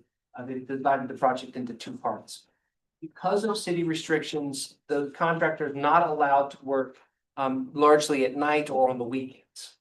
And the contractor has asked and been granted by the state the ability to work in windows during the day. These work windows will start about 8:15 in the morning and last until about 1 p.m. in the afternoon. It will affect both Amtrak, VRE, and CSX freight trains in the corridor. We have had a very concerted effort since December 12th, basically the 1-month lead, which has led up to a very strong blitz in the last few days. If you've seen it in their social media, we have been getting the word out about what the impacts are, how long they will last, what it will look like. I just want to make sure the commissioners here know what that is and what it means to our ridership. So we will have 2 morning trains on the AM trains, right, on the Manassas line, and 2 morning trains, the last 2 of the day on the Fredericksburg line that will terminate in Alexandria. Right, so they will not make it to the city, LaFont, or Union Station. Passengers will have to disembark those trains. If you're going to one of those destinations, use Metro or otherwise other means. Metro likely being the most common path there, which ironically and coincidentally, we do interface with Metro at all 4 of those locations: Alexandria, Bristol City, LaFont, and Union Station. So We've been making provisions, we literally have spent every day this week at each of those platforms, broadcasting that word. We did what's called a seat drop, where we literally left a postcard in every seat on all 4 of those trains. So that passengers, announcements on the train, so if you don't get that message, you're probably living under a rock. So we want to be clear, we've had folks on the platforms that handing out postcards, informing passengers, tabling events, all these sorts of things. And we will be out every day next week to assist those passengers on getting from the Alexandria station over to Metro and on to their destination. So to be clear, we've made every effort we can to inform passengers. What it means to those passengers is likely, and I do not want to minimize this in any way, but basically to make that transition from VRE to the yellow line, for instance, is about a total difference is about 6 minutes to walk over to the station, 6-minute headways, right? If you just missed that train, it's about a 90-second walk, frankly, from one station to the other. It's about $4 to $5, depending on your destination, peak hour travel, $4.60 for that one-way fare on the Metro. So what this means to a lot of folks is passengers will have the opportunity, they can switch to an earlier train. They can make an arrangement with their employer, their daycare, whatever that looks like, they can switch to an earlier train and not be impacted at all whatsoever. Then if they can't, then what they can do again is get off there and reallocate their smart benefits so that they can use part of their benefits for VRE, part of their benefits for Metro, and therefore basically not be out of pocket is the goal for a lot of our passengers. Some will be affected differently. On the PM schedule, we are going to have to do what we call the Alexandria Shuffle. In the afternoon, the trains that didn't make it through, those 4 trains will not still be able to make it through. And so we will have to do the shuffle, which means passengers, both Fredericksburg passengers and Manassas line passengers, will board at Union Station, take the train to Alexandria, and then, for instance, if you're on the Fredericksburg train, you stay on the Fredericksburg train. If you're going to the Manassas train, you get off and get on the Manassas train right there at Alexandria Station, doing what we call the shuffle. And this will last for 5 years, we're talking. It will be as long as the Long Bridge project takes, which right now is scheduled to end sometime in late 2030. So that is the plan, subject to change based on this initial push. We don't anticipate any changes, but we do anticipate impacts to ridership for sure. How much that is, we try to calculate and estimate that, and Mark's reflected that in the budget he's about to share. That is my report. If you have any questions, I'd be happy. Are you gonna also have signage, new signage? Yes, the schedule will be published, is published both online and posters in each station, right? And we have a QR, we put out sandwich board signs with QR codes to inform passengers about these changes and get to the signage about this as well. So there's I mean, I know from King Street to get to the Met House, there is a sign, but if you don't know, you don't know. That's certainly true in a lot of places, LaFont being one of them, so it can be a little confusing, so that's the one that gets a lot of our passengers. Yeah, there is a lot of signage. We are gonna have, next week, we will have ambassadors, if you will, on the platforms to help them get to where they need to be in that very first week. Again, a lot of our passengers are repeat customers, and regular customers, if you will. So once we get this pattern established next week, we'll be okay, but that is something we can do, even temporary signage, clear that with respect to jurisdictions that we need to do, and make sure temporary signage is up. Any other questions or comments? One thing and I apologize if maybe I missed it while I was looking at my notes, but I think one of the things Dallas did not mention though was the new train that line as well. That is true. So just to highlight, though they're the later morning trains, the 2 later morning trains are not running. VRE did add an earlier train, sort of slotted it in where there used to be a 1-hour gap to, shrink that to a 30-minute gap. And so as we're asking people to leave a little earlier, we've also given them an additional option that didn't exist, a month ago. And we're only able to accomplish all of this, including that train, because of the new Seminary Yard. So we've started operations in Seminary Yard in Alexandria. We started with that new train 330, allowed us to park that train there. So now those 4 additional trains that cannot make it to Union Station can be stored during the midday at Seminary Yard. Understand that's security guard, mechanic, all sorts of things that have to go with that operation of keeping those 5 trains there every day. This I did. This is a quick question on that QR code and the information. It sounds like you're giving information about how to make the transit, how to make the change. Is there any talking points or bullets? I apologize, I haven't looked at it about the benefits of doing this, so people have an understanding of why. The long range, yeah, we've tried to elaborate why we're doing the why Yeah, of exactly. all of this, and that's very well explained. Our Instagram page, I really like the post we made this weekend. We did a good job about showing kind of the why part of this and how long it's gonna last, what trains are affected, why we're doing it. So it's very clear. Oh, we'll make sure to share this. And also, there's a dedicated web, it's VRE.org/long-bridge. And it has a lot of information on it, and I've encouraged fellow operational board members to ask that question so that they can keep updated. Okay, any other questions on the CEO report? Seeing none, we're gonna move on to our next resolution action item, which is 10B. Resolution 2594, which would adopt and refer the VRE's amended FY 2026 and recommended FY 2027 operating and capital budget to the jurisdictions, their formal review and adoption. The resolution also authorizes the executive directors of NBTC and PRTC to take the necessary actions to apply for federal and state grant funding. Turn it over to VRE CFO Mark Schofield to give his budget presentation. Thank you, Madam Chair. Good evening, everyone. The slides, we have a few slides for you this evening. This is a distilled version of what was presented to the operations board for their recommendation action back in December. Hopefully you have a copy of the larger version in your packet. You'll just hit the highlights here tonight. I'll go through it and then if you have any questions. So the FY 27 operating budget, the total budget is 115.1 million. That includes all of our operations, maintenance, and existing debt. It is essentially flat to this year's approved budget, actually down about $100,000. It is a balanced budget as is required, so that means all of our projected expenses are supported by reasonably expected revenues. We'll talk a little bit more in the coming slides about the revenues. I'll just highlight a few things on the expenses.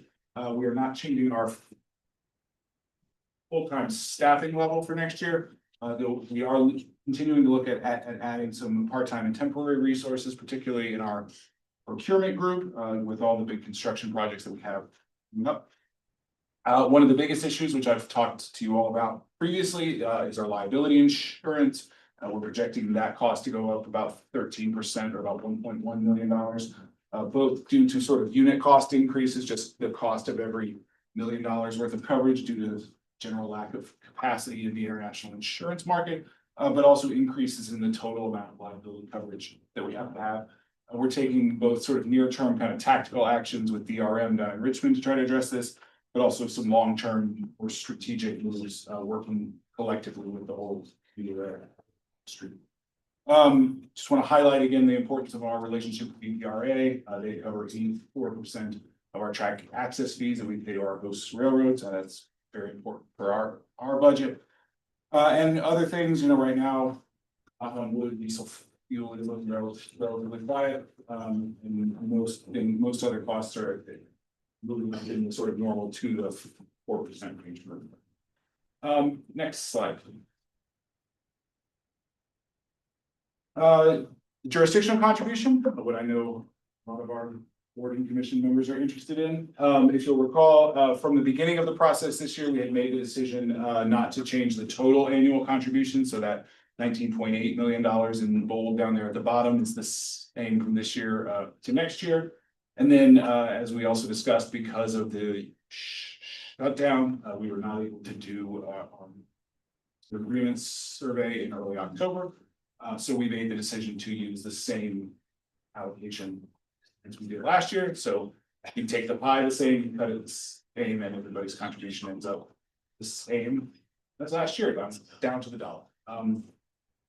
We do anticipate probably having a pretty in-depth discussion in the next budget go around about what the regular jurisdictional contribution would be for FY 28. So just a heads up on that. Next slide, please. We did go through our entire public participation process on the proposed increase of 5% to our passenger fares. That is included in the budget. Will go into effect on or about July 1 of next year. We do expect that relative to a baseline of not increasing to generate a little over 1.1 million in revenue. through that public participation process, we received 20 comments. All of them electronic, none of them in person, I think. Generally, as you would expect, passengers wanting us not to raise the fares, whether because of overall challenges in the economy, wanting us to improve our reliability, things like that. We also heard some comments about things like our Kids Ride Free program. And then we did hear a couple comments of people who told us that they thought it was okay that we raised it. We are, with both the jurisdictional contribution and the passenger fares, we are looking to get back to that sort of pre-pandemic pattern we had of doing each of them in alternate years. So as of now, we are. Next slide, please. Dallas talked a lot already about ridership. It is challenging in the current environment to try to project where we're going to be with return to office, shutdown, work windows, all of that. Right now, we have in the budget for next year an average daily ridership of 9,300. With the increase that we're looking at and just general passenger behavior and buying passes and things, that we project generate about $23 million of revenue. And that would be about a 22%, excuse me, from the fare costs relative to the operating budget. We will of course be watching all of this closely and coming back to you as we see how it goes. Next slide, please. Just again, we often try to give an update on that, where we are with the pandemic relief money. Starting on the right there, that little exploded pie chart, that represents the total 270 million that DRE was allocated across the three tranches of pandemic relief. We've used about 60% of that money as of June the 30th of this year, so as of the end of fiscal 2025. So as of the start of the year that we're in currently, we have about $105 million remaining. So we're still sort of on that same path towards, mid-late FY28 adoption of those funds. Just want to reiterate again, a lot of action has already taken place on the SJ28 recommendations. Just want to emphasize again how critical that is, not just for Metro, not just for OmniRide, but also for Uber. So that's it on the operating budget. If we can go to the next slide, we'll talk briefly about the capital program. We have 22 major projects and programs in our CIP, close to $1.3 billion in total project costs, close to 80%, which is coming out of already committed money, so $1.01 billion. Next slide, please. I won't go through every project in the CIP, but looking at it as sort of programmatically. Our biggest commitment is to our passenger stations. They're in the middle, close to $500 million. Not surprising, I think, given sort of the division of labor between BRE and BPRA. They handle a lot of the track and infrastructure right away. That stuff, we handle the yards and the stations. So that's where our largest commitment has been. After that, it is our maintenance and storage facilities, our yards. It's critical that we have the space to store not just our existing rail cars, but 21 new rail cars we have on board from Alstom that we expect to get 28. And then after that are both the Manassas Line property acquisition, which we've talked about all a number of times, and the general sort of tract and structures category down there at the bottom. Both of those in about the $150-ish million range. I just want to highlight one thing as far as funded versus unfunded, excuse me. That asset management line at the top is always the one that we put the money into first. That ensures that our equipment and our facilities are in a state of good repair. So that one should never have a number in the unfunded column. And then that last line for track and structures, that represents the bulk actually of the amount of the work in the CIP that is not yet funded. Specifically our BRE Broad Run lead track and the planned crossovers that we have in the future on both the Manassas Line and Fredericksburg Line. We anticipate coming back to you all with some information in the next 12 to 18 months about what our plans are to pursue both federal and regional grants to try to support the projects. So, Madam Chair, with that, I'd be happy to take the questions. Any questions for Mr. Schofield about the budget? He touched on it at the beginning, but I think it's noteworthy enough to like, I just want to circle back to it, that this budget is simply flat year over year. And I do think that's worthy of acknowledgement and commendation to bring a budget in essentially flat. In current, economic circumstances. So I want to express, our appreciation to that and to the, diligent work to sort of keep that budget balanced, in light of some challenging circumstances. Any other comments and questions on this before we move on to some other, items related to VRE? Okay, seeing none, the next three VRE actions are related. They were all capital projects funding addenda required by the Master Funding Agreement Commissions and the Virginia Constitution.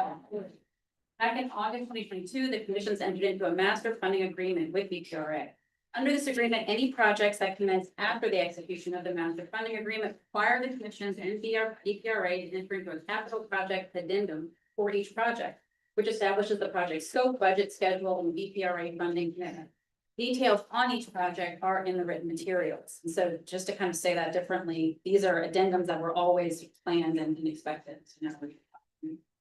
For action 10C, we have resolution 2595, which will approve and authorize the VRE CEO to execute a capital project funding addenda with VPRA for the Woodbridge Station Platform Extension Project. This will facilitate VPRA providing up to $3,281,260 in congestion mitigation and air quality and non-federal match funds to VRE for the project. Resolution 2596, action item 11D, would approve and authorize the VRE CEO to execute a capital project funding addendum with VPRA for the Rolling Road Platform Extension Project. This will facilitate VPRA funding up to $600,000 in non-federal match funds to VRE for this project. And finally, action 11E, is resolution 2597, which will approve and authorize the VRE CEO to execute a capital project funding addendum with VPRA for the Back Lake Road Platform Extension Project. This will facilitate VPRA providing up to $2.5 million in congestion mitigation and air quality and non-federal match funds to VRE for the Back Lake Road project. Do the commissioners have any questions regarding these action items? Seeing, oh yes, I'm sorry. One quick question. Has the VRE portion of each of these agreements been funded? I'm going to defer to Mr. Schofield. Yes, for the CMAQ money in particular, it is typically 80% from the federal government and 20% from the state. So there's actually not usually a VRE local match required. I just wondering. Will the VRE is not taking over the new financial liability? It's, I understand that's the case. No, thank you for that clarification. Any other questions or comments on these items? I'm seeing none. I propose that we block vote on the 4. That includes the budget and the 3 items that I just described. Resolution 2594, 95, 96, and 97. Could I have a motion to approve these 4 resolutions? So moved. Was that Mr. DeFerrante? And then a second from, Delegate Krizek. Thank you so much. Any further discussion? Seeing none, Delegate Reed, how do you vote? Aye on all 4. Thank you, sir. Councilman Aguirre? Aye. All those in the room in favor? Aye. Any opposed? Any abstentions? Just Madam Chair, I'd like to be an ascension, not because I don't know Dallas and the team at VRE, but rather I'm also concurrently director at the VPRA, so I'm just gonna. Appreciate that, sir. Thank you. All right, so then with that, the motion passes unanimously with 1 noted abstention. Moving on, I just want to note 2 other information items regarding VRE. At its December 19th meeting, the VRE Ops Board approved the 2026 slate of officers. They'll be sworn in at the January meeting, which is next Friday. The chair will be Andrea Bailey from PRTC, vice chair our own Dan Stork. The secretary will be Lori Hayes from PRTC, and the treasurer will be Ms. Shannon Holmes from PRTC. I will continue to serve as the immediate past chair, and we also added an at-large representative, Ms. Sonia Vasquez Luna from PRTC. Finally, the proposed 2026 VR meeting schedule will be approved at the January VRE meeting. You can see that schedule in your materials. With that, we're going to move on to DRPT. Ms. Tiffany Robinson is out of town and not able to be here to give her report. So I again encourage commissioners to read the written report. As Kate mentioned earlier tonight, Governor-elect Spanberger has selected Maria Zimmerman as the next DRPT director. We're excited to work with her and know she comes with strong credentials working on transit, affordable housing, and transit-oriented development work. we will acknowledge Ms. Robinson's service for DRPT at our March meeting, our next all together. Lastly, and I was doing my best to get us back on track, but I didn't quite make it. But lastly, I'm going to hand it over to Kate to share with us your executive director report. Thank you, Madam Chair. And indeed, we do have our newsletter, which has lots of great pictures, including the Santa train and and also some fun holiday sweaters. For our new commissioners, we do try to capture all of the activities that NBTC commissioners and staff, as well as our partners have been involved in. So I definitely want to point that out. We also do have some fun snapshots from our legislative forum. Thank you to so many of you who came to our legislative forum on December 15th. We had over 200 people in attendance. The two panels we had, one had actually Mark serving as Dallas for Veery, as well as Randy Clark and kind of get through who else I had, Pierre Hollerman and Bob Schneider. Yeah. And then of course we have this great panel of DMV News and SJ28 officials associated for that. So we did do a survey. It's always great to do a survey. We really did get glowing comments about the information presented, the opportunity to network with transit professionals and the overall organization of the event. It's always great to hear that. I do want to give a personal thanks to Tenley O'Hara and Genevieve Cuttrell, who I think are both in different parts of the room right now. Amazing work. It's a huge event. We are not event planners. I guess we are becoming event planners. Anyway. And so really it was an incredibly, really well-run and well-received event. We get this moment to recognize Andrew DeVetter. I know I mentioned that earlier, that Andrew's going to be leaving NBTC at the end of this month. This is his last meeting. So Andrew has been here for only in the director position for the last year, but he's actually been in NBTC since 2016. He was one of the first employees when I was acting director. Brought him right in there. And I actually had to go back and ask him today because he's been so involved in Metro specifically for the biggest bulk, but he also did work on Veery work and a whole bunch of our transit ridership stuff when he first came. So I appreciated that. Anybody who knows Andrew, he's an incredible wealth of information. He always has great stories from his time here, as well as his previous work over in Arlington County. We are always sad to see people go. But we're happy to see that Australia would have another great member of the NBTC team, this time in Melbourne, while Xavier is in Brisbane. But anyway, I don't know what it is about people leaving and going to Australia. That's a whole other thing. But I do want to take a moment. I know that a number of our commissioners have worked very closely with Andrew. He's here, otherwise he's in Australia. So I'd be happy, if Madam Chair, if others have things they want to share about Andrew. Would anybody like to say some parting words? I'm happy to see the floor. Mr. Alcorn. Yeah, you said so much of it, but Andrew's been such an incredible resource for those of us, not just the commission, but in particular, those of us that serve those Metro board. So it's, we're really sorry, but you really should listen to Sarah. She's right about Australia. So if you change your mind. Yeah. I feel like we're doing this a lot tonight. Yeah. But yeah, Andrew, we shared a lot of time together, a lot of moments, a lot of interesting things. Truly, for those that don't know all that what Walter said, I mean, when you're the Metro board member, you have access to the great staff here, but for a long time for me, that was Andrew, and then Adam ably took over. But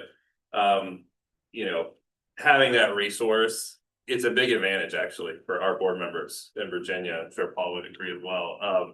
Because the other jurisdictions, frankly, do not have that. They don't have the caliber of, And they're all jealous. and they are all jealous. But Andrew in particular, so well respected at Metro headquarters. I can tell you that from the staff there, from the general manager on down.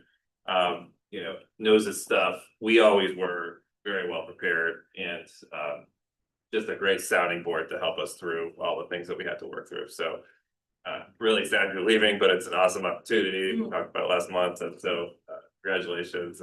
You're gonna have a cool experience. And still work in transit, right?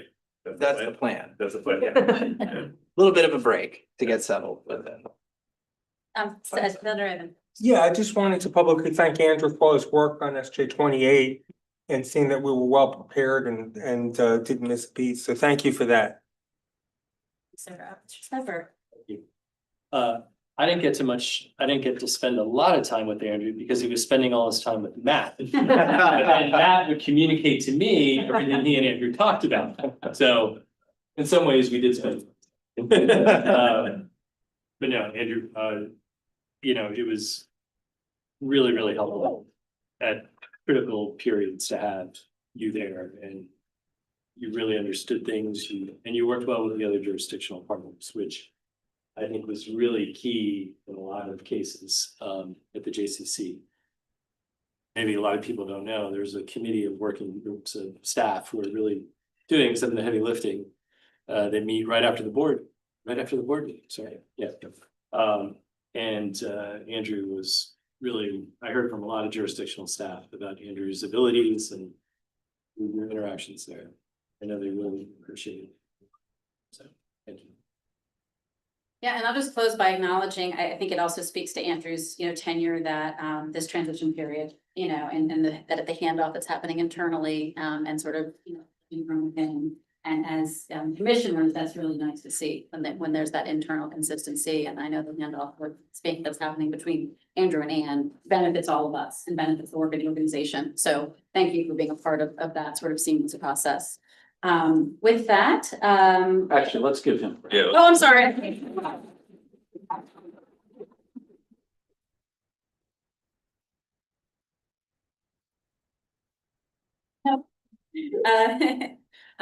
Now with that, thank you, Walter, for diving in. Yes, Ms. Briskman. Were you about to adjourn us? I was not. Oh, okay, go. I mean, yeah. I'm sorry. We're almost there, I promise. I I think, have something to say right yeah, before you. I'll make note. I wanna hand it back to Ms. Mattice briefly, who I think has a few more updates. I just want to make sure that, because the calendar, we're in a new year, and so it's tough to sort of get regrounded. As mentioned earlier, we are having a joint WMATA and legislative committee meeting on the 29th. Upstairs at 6 p.m. I think that's going to be really important for both the budget, as we talked about the action earlier, for the WMATA budget, but also then obviously as we continue to move forward, that will be just several days after we're going to be having a lot of in-person meetings in Richmond as well. We will not have a February commission meeting, but we will have the legislative reception down in Richmond. So any of you that are there, or you have important folks that you think should come to this, we've obviously put a big invitation out to General Assembly members. But this will be held on February 5th from 4:45 to 7 p.m. over at Commonwealth Strategy Group's offices, which are right across from the church. Right across from the church. I think I know the church and Corcoran and Trinity. Anyway, you know what I'm talking. I looked at my legislative folks. It's the church right by the, anyway. I'm doing a horrible job here. I apologize. We are going to have the program advisory committee then meet in February. And that's going to be potentially first the program advisory committee meeting followed by WMATA joint the legislative and policy committee meeting. So there's going to be committee meetings in the absence of having a commission meeting. So the next full committee meeting we're planning right now is March 5th, but we do hope that we can honor Senator Evan as well as outgoing Director Robinson. There are financial reports as well as endorsement letters included in the materials. So that does include my report. Thank you very much, Ms. Mattice. Before we adjourn, were there any other commissioner comments or questions? Yes. I just wanted to, since we're passing around the accolades, ma'am, if you look at page 10 on your newsletter, our fearless leader was recognized by the Women in Transportation Seminar in Washington, D.C. and was recognized as Woman of the Year at its holiday party in December. The award honors a woman who is an outstanding role model and has contributed to the advancement of women and minorities in transportation. The award criteria includes being a leader in transportation who has made an outstanding contribution to the transportation industry, directly contributing toward the advancement of women and minorities through programs or opportunities in the transportation field, advancing the reputation and credibility of women in transportation. So I thought that we should congratulate you on that.